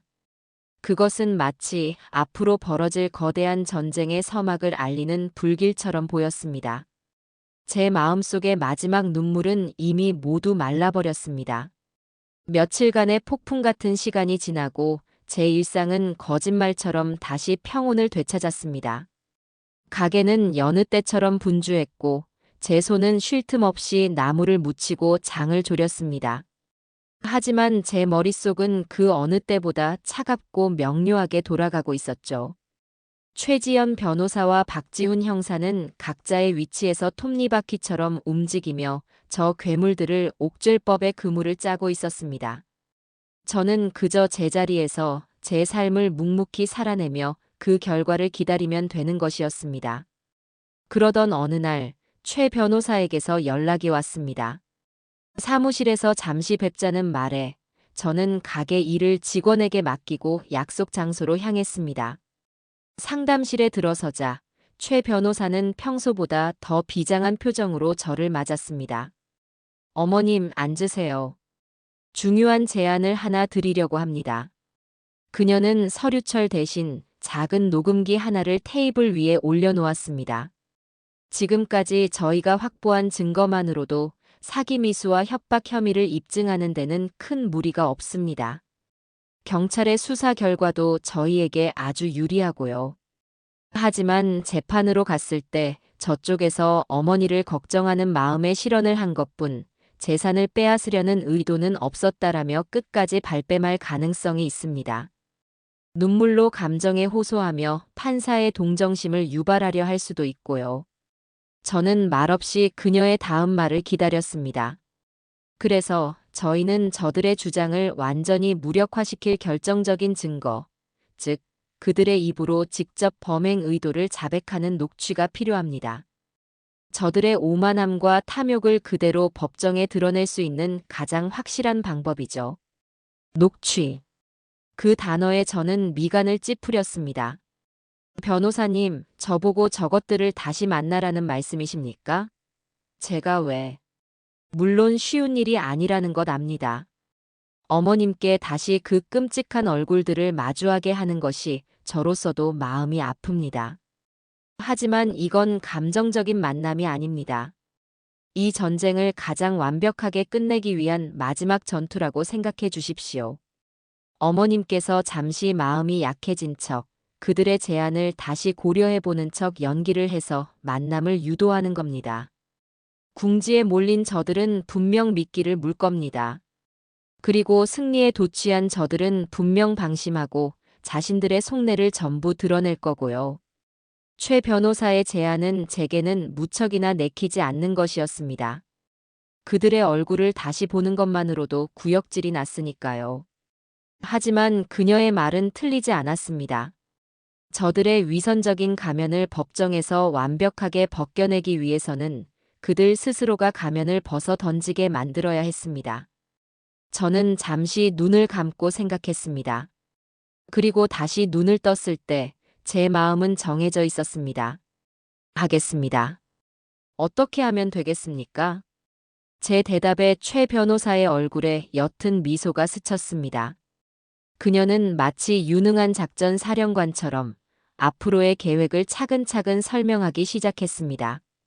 저희는 함께 아들 녀석에게 보낼 문자 메시지의 문구를 한자 한자 신중하게 작성했습니다. 그것은 나약한 어미의 후회와 자식에 대한 미련이 절절하게 묻어나는 한편의 완벽한 연극 대본이었습니다. 민철아, 엄마다. 며칠 동안 밤낮으로 생각해봤다. 내가 너무 모질게 굴었던 것 같아 마음이 편치 않구나. 어미가 돼서 자식의 앞길을 터주지는 못할 망정, 이렇게 발목을 잡는 게 아닌가 싶어 밤새 잠을 설쳤다. 고소는 일단 멈추는 쪽으로 변호사와 이야기해 보겠다. 그러니 우리 딱 한 번만 더 얼굴 보고 이야기 좀 하자꾸나. 너희가 말한 사업 이야기도 다시 한번 차분히 들어보고 싶다.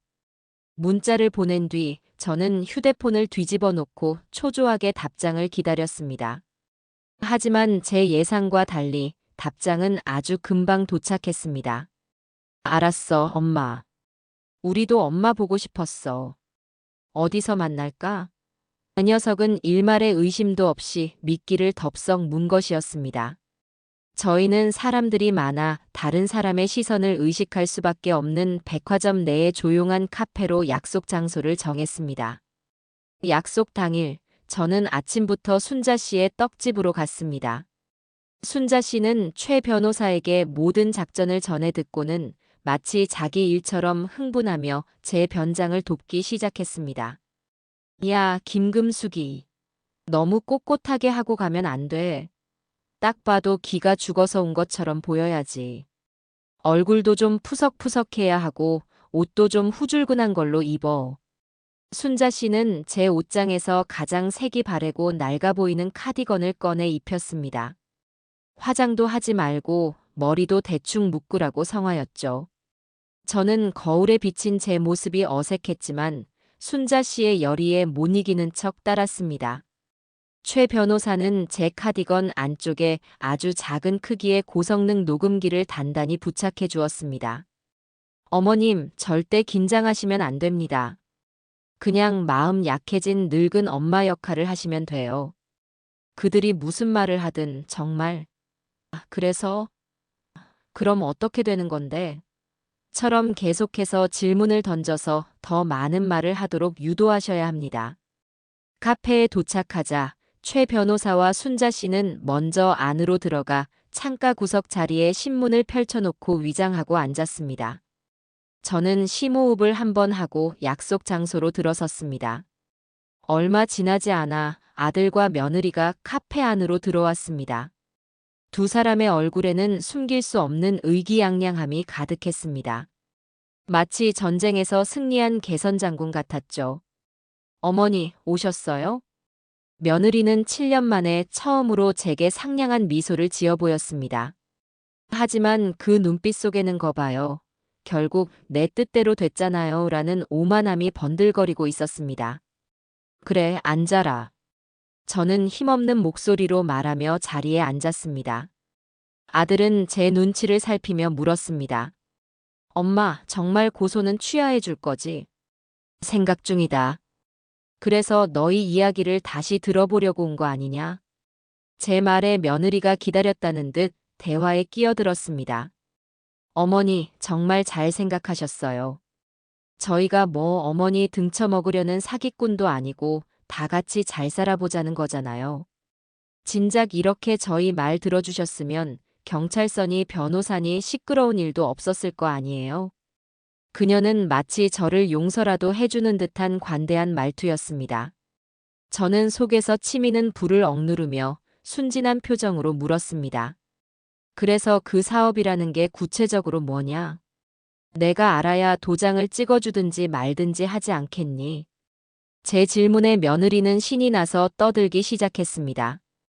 그 내용은 지난번 저희 집에서 했던 말과 별반 다르지 않았습니다. 뜬구름 잡는 비즈니스 모델과 허황된 미래에 대한 이야기였죠. 저는 잠자코 듣고 있다가 결정적인 미끼를 던졌습니다.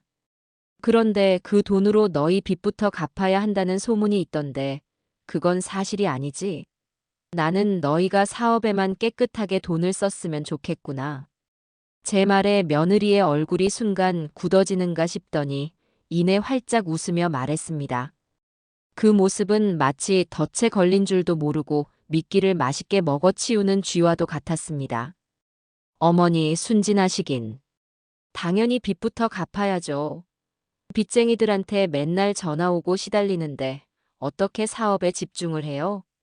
일단 어머니 돈으로 급한 불부터 끄고 신용 깨끗하게 회복해서 그걸로 다시 은행에서 더 큰 돈을 빌려서 사업을 시작하는 거죠. 이게 다 사업의 큰 그림이에요. 어머니는 이런 거 잘 모르시잖아요. 드디어 나왔습니다. 그녀의 입으로 직접 대출금이 빚을 갚기 위한 돈이라는 것을 자백한 겁니다. 제 심장이 세차게 뛰었지만 저는 태연한 척 고개를 끄덕였습니다. 그렇구나, 그런 깊은 뜻이 있었구나. 나는 그것도 모르고. 제가 완전히 넘어왔다고 확신했는지 며느리는 이제 한술 더 뜨기 시작했습니다. 그녀는 제 낡은 카디건을 경멸 어린 눈으로 쳐다보며 말했습니다. 어머니, 이제 그만 아끼고 사세요. 그 푼돈 아껴서 뭐 하시게요? 어머니가 평생 시장 바닥에서 벌어봤자 얼마나 버시겠어요. 저희가 어머니 돈으로 몇십 배, 몇백 배 불려드릴 테니까 어머니는 그냥 저희가 사드리는 옷이나 입고 맛있는 거나 드시면서 편하게 노후를 즐기시면 된다고요. 그녀는 저를 위하는 척 말했지만 그 속내는 당신의 돈은 이제 우리 것이니 당신은 우리에게 얹혀 사는 신세라는 뜻이었습니다. 아들 녀석은 옆에서 흐뭇한 표정으로 고개를 끄덕이며 그 말에 동조하고 있었죠. 맞아, 엄마. 채원이 말이 다 맞아. 이제 고생 그만해. 저는 마지막 확인을 위해 결정적인 질문을 던졌습니다. 그래서 너희가 말한 그 채원 글로벌이라는 회사는 정말 있는 거냐? 경찰은 유령 회사라고 하던데. 질문이 끝나기 무섭게 며느리가 코웃음을 쳤습니다. 아이고, 어머니. 경찰 말 뭘 믿으세요? 당연히 서류상으로만 만들어 놓은 페이퍼 컴퍼니죠. 세금 문제도 있고 대출 받으려면 일단 회사 이름이라도 있어야 하니까요. 사업하는 사람들이 다 그렇게 하는 거예요. 이런 게 다 사업 수완이라는 거죠. 어머니는 평생 반찬만 파셨으니 이런 머리는 못 쓰시잖아요. 괜찮아요. 이제 똑똑한 며느리가 다 알아서 해드릴 테니까요. 그녀는 스스로의 똑똑함에 취해 자신들이 저지른 사기 행각의 전모를 술술 불고 있었습니다. 불법 대출 브로커를 낀 것, 유령 회사를 만든 것, 대출금의 진짜 용도까지. 이 모든 것이 제 카디건 안쪽에서 조용히 하지만 선명하게 기록되고 있었습니다. 저는 이 정도면 충분하다고 판단했습니다. 더 듣고 있다가는 제 이성이 끊어지고 테이블을 뒤엎어버릴지도 모를 일이었으니까요. 저는 자리에서 천천히 일어났습니다. 알겠다. 너희 말이 그렇다는 거지. 일단 집에 가서 도장을 어디에 뒀는지 찾아봐야겠구나. 생각해 볼 시간을 좀 다오. 제가 일어서자 며느리와 아들도 만족스러운 표정으로 자리에서 일어났습니다. 네, 어머니. 현명한 판단 기다릴게요. 저희는 그럼 이만 가보겠습니다. 그들은 콧노래라도 부를 듯한 가벼운 발걸음으로 카페를 떠났습니다. 저는 잠시 그 자리에 서서 그들의 뒷모습을 바라보았습니다. 제 눈에는 더 이상 분노가 아닌 깊은 연민과 경멸만이 담겨 있었죠. 스스로의 탐욕이 파놓은 함정 속으로 제 발로 신나게 걸어 들어가는 어리석은 두 영혼을 향한 마지막 동정이었습니다.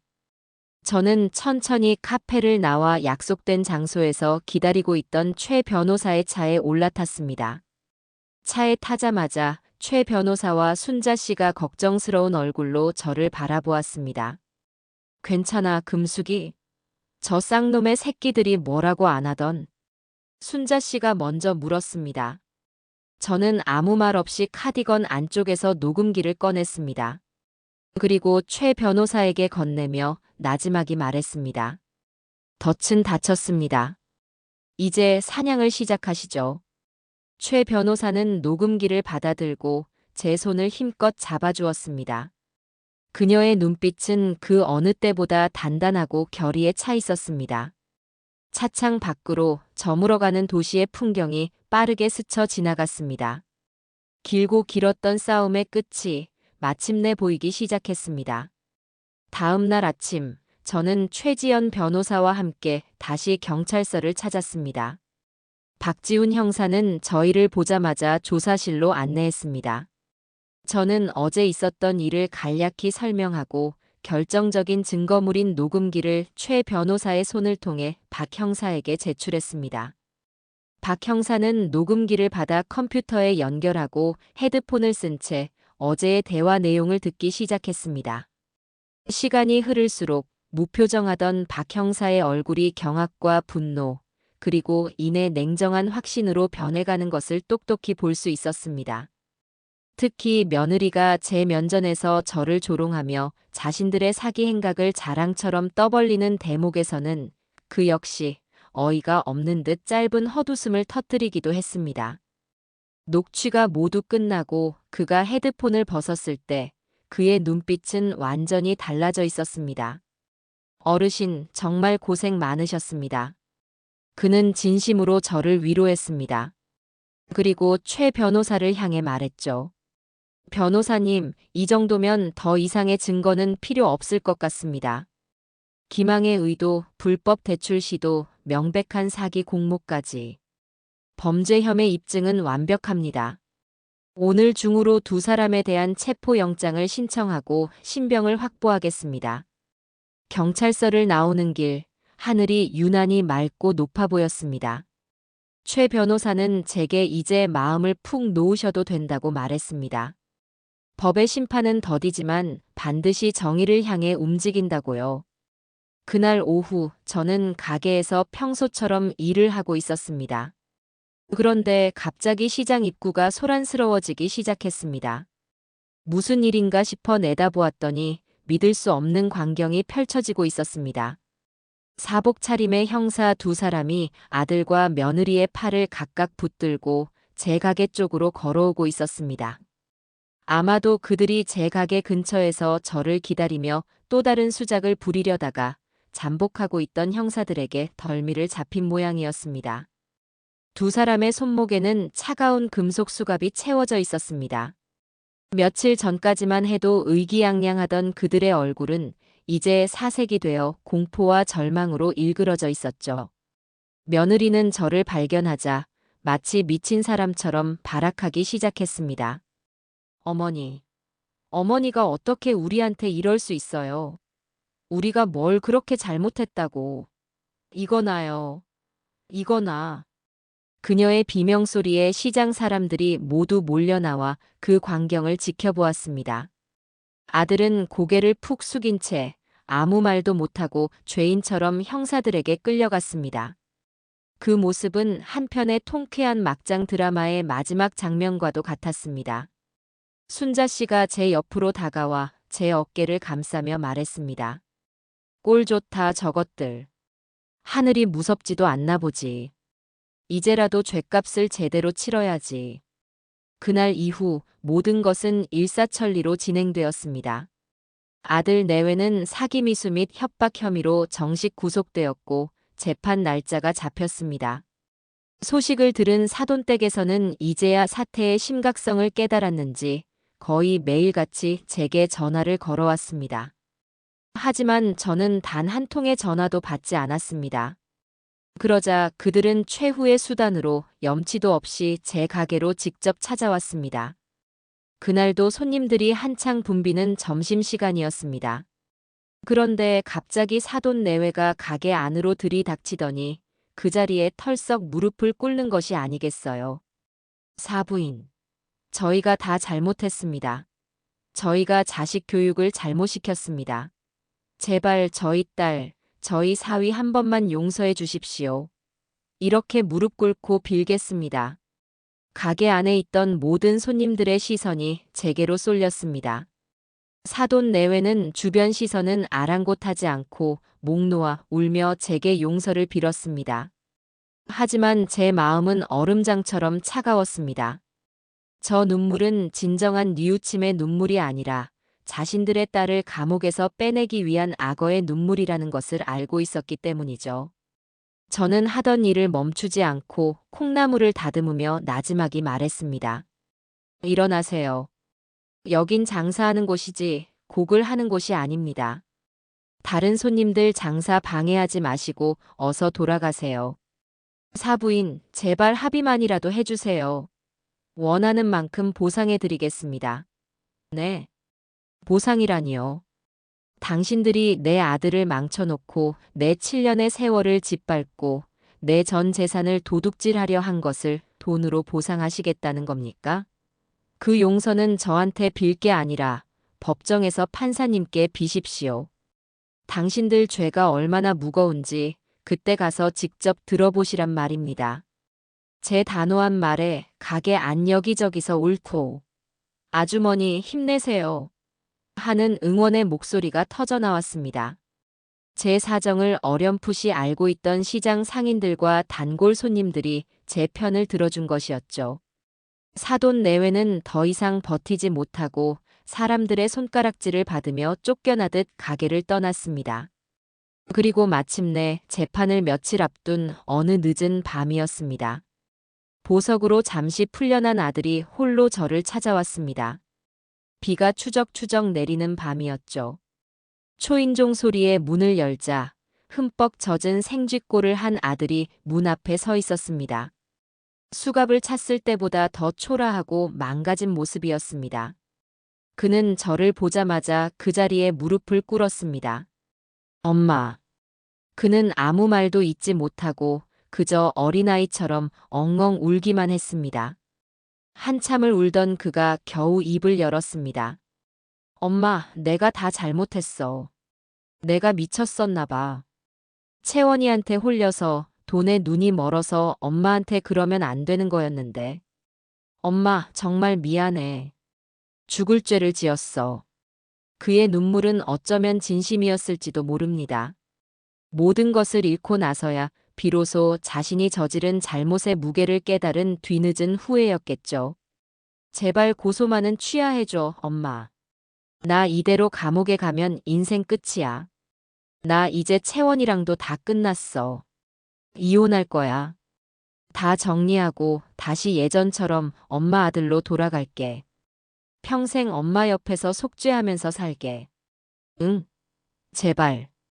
아들은 제 바짓가랑이를 붙잡고 애원했습니다. 저는 그저 말없이 무릎 꿇고 있는 아들을 내려다보았습니다. 비에 젖은 머리카락, 눈물과 콧물로 범벅이 된 얼굴, 공포와 절망으로 떨리는 어깨. 가슴 한구석이 시큰거렸습니다. 하지만 그것은 동정이 아니었습니다. 한때는 제 전부였던 존재가 스스로의 탐욕으로 인해 어디까지 망가질 수 있는지에 대한 깊은 슬픔이었습니다. 저는 천천히 입을 열었습니다. 제 목소리는 비 내리는 밤 공기처럼 차갑고 조용했습니다. 민철아. 7년 만에 처음으로 제가 그의 이름을 다정하게 불렀습니다. 아들이 희망에 찬 눈으로 저를 올려다보았습니다. 너는 채원이에게 홀린 것이 아니다. 너는 너 자신의 탐욕에 홀린 것이다. 너는 허영심 많고 이기적인 그 여자와 똑같은 사람이었기에 서로에게 끌렸던 것뿐이야. 남 탓으로 돌리지 마라. 비겁한 짓이다. 아들의 눈동자가 세차게 흔들렸습니다. 너는 7년 전 저 여자를 선택하며 내 어미를 버렸다. 그리고 며칠 전 너는 내 어미의 인생을 통째로 팔아넘기려 했다. 이제 와서 엄마 아들로 돌아오겠다니. 너무 늦었다, 민철아. 저는 한 걸음 뒤로 물러나며 아들의 손을 제 바지에서 떼어냈습니다. 나는 이제 너의 어머니가 아니다. 너는 오늘부로 나에게 그저 내 인생에 씻을 수 없는 상처를 남긴 용서할 수 없는 죄인일 뿐이다. 그러니 가서 너의 죄에 대한 대가를 치르거라. 법의 심판을 받고 내 잘못을 온몸으로 깨닫고 그리고 너의 인생을 내 스스로의 힘으로 다시 시작해라. 제 마지막 말이 끝나자 아들의 눈에서 모든 빛이 사라졌습니다. 그는 망연자실한 표정으로 바닥에 주저앉았습니다. 그것이 내가 너에게 베풀 수 있는 마지막 모정이다. 저는 그 말을 끝으로 아들을 빗속에 남겨둔 채 현관문을 닫았습니다. 쾅 하고 닫힌 문은 저와 아들 사이의 인연이 완전히 끝났음을 알리는 소리였습니다. 저는 문에 기댄 채 아주 오랫동안 서 있었습니다. 눈물은 나지 않았습니다. 다만 마음속에서 무언가 아주 질기고 아팠던 것이 툭 하고 끊어지는 소리가 들렸습니다. 재판은 싱겁게 끝났습니다. 제가 제출한 녹취록은 결정적인 증거가 되어 아들 내외의 모든 변명을 무력화시켰습니다. 결국 판사는 아들 김민철과 며느리 이채원에게 각각 사기미수 및 공동협박죄를 적용하여 징역 1년에 집행유예 2년 그리고 사회봉사 120시간을 선고했습니다. 실형은 면했지만 그들의 인생에는 전과자라는 씻을 수 없는 주홍글씨가 새겨진 것이었죠. 최지연 변호사는 전화를 통해 판결 소식을 전하며 어머님의 단호함이 만들어낸 정의라고 말했습니다. 저는 그저 담담하게 고맙다고 답할 뿐이었습니다. 그 후 소문에 의하면 아들 내외는 서로에게 책임을 떠넘기며 꼴사납게 싸우다가 결국 이혼 서류에 도장을 찍었다고 했습니다. 빚더미에 올라앉은 그들이 앞으로 어떤 인생을 살아가게 될지 저는 더 이상 궁금하지 않았습니다. 그들은 이제 제 인생과 아무런 상관이 없는 완벽한 타인이었으니까요. 모든 것이 끝났다고 생각하니 시원함보다는 허탈함이 먼저 밀려왔습니다. 그리고 저는 제 삶의 아주 중요한 결심을 실행에 옮기기 시작했습니다. 저는 이 집을 팔기로 했습니다. 아들을 키우고 제 청춘을 바쳤던 이 집. 하지만 이제는 아들과의 고통스러운 기억만이 얼룩처럼 남은 이 공간을 벗어나고 싶었습니다. 부동산에 집을 내놓자 시장 근처의 단독주택이라 그런지 금방 새 주인이 나타났습니다. 저는 수십 년간 쌓아온 살림살이들을 정리하기 시작했습니다. 낡은 가구들을 버리고 해진 옷가지들을 버렸습니다. 짐을 정리하다가 장롱 깊숙한 곳에서 낡은 사진첩 하나를 발견했습니다. 사진첩에는 아들의 어린 시절 모습이 가득했습니다. 100일 사진 속에서 하품을 하던 갓난아기, 유치원 학예회에서 율동을 하던 개구쟁이, 그리고 제 손을 꼭 잡고 초등학교에 입학하던 날의 수줍은 소년. 한때는 제 세상의 전부였던 모습들이었습니다. 저는 사진들을 한 장 한 장 넘겨보며 제 기억 속의 아들에게 마지막 작별 인사를 고했습니다. 그래, 이런 시절도 있었지. 너는 참 예쁜 아이였단다. 하지만 그 아이는 이제 여기에 없구나. 잘 가거라, 내 아들아. 저는 그 사진첩을 다른 헛 물건들과 함께 미련 없이 상자에 담았습니다. 과거를 정리하는 데에는 눈물이 필요하지 않았습니다. 이삿날, 저는 텅 빈 집을 마지막으로 한번 둘러보았습니다. 햇살이 들어오는 거실, 제가 매일같이 밥을 짓던 부엌, 아들의 키를 재던 문설주의 흠집. 이 모든 풍경에 작별을 고하고 저는 새로운 집으로 향했습니다. 제가 새로 얻은 곳은 가게에서 걸어서 10분 거리에 있는 작고 깨끗한 신축 오피스텔이었습니다. 크고 낡은 주택과는 비교할 수 없이 작았지만 그곳은 온전히 저 자신만을 위한 공간이었습니다. 저는 집을 판 돈의 일부로 오피스텔을 사고 남은 돈은 제 노후를 위해 연금 상품에 가입하고 나머지는 제 통장에 고이 넣어두었습니다. 평생 누구를 위해 쓰기만 했던 돈을 이제는 오롯이 저를 위해 쓸 생각을 하니 이상하게 웃음이 나왔습니다. 며칠 뒤 저는 제 새로운 집으로 아주 특별한 손님들을 초대했습니다. 시끄럽고 이기적인 친척들이 아니라 제가 힘들 때마다 제 곁을 지켜준 진짜 내 사람들. 순자 씨를 비롯한 시장의 오랜 친구들과 이제는 제게 딸이나 다름 없어진 최지연 변호사였습니다. 저는 난생 처음으로 남이 아닌 저를 위한 집들이 음식을 장만했습니다. 갈비찜과 잡채, 손수 빚은 만두까지. 좁은 오피스텔은 금세 맛있는 음식 냄새와 사람들의 즐거운 웃음소리로 가득 찼습니다. 금숙이 아주 얼굴이 폈어. 이제야 사람 사는 것 같다. 순자 씨가 제 어깨를 두드리며 말했습니다. 최 변호사는 와인 한 병을 선물로 건네며 제게 말했죠. 어머님, 새로운 시작을 진심으로 축하드립니다. 앞으로는 부디 행복한 일만 가득하시길 바라요. 그들의 따뜻한 말과 웃음 속에서 저는 지난 몇 달간 저를 짓누르던 무거운 갑옷이 스르르 벗겨져 내리는 것을 느꼈습니다. 저는 비로소 제가 있어야 할 자리, 따뜻하고 건강한 사람들 속으로 돌아온 것이었습니다. 그리고 며칠 후, 저는 제 인생에서 가장 파격적인 일을 벌였습니다.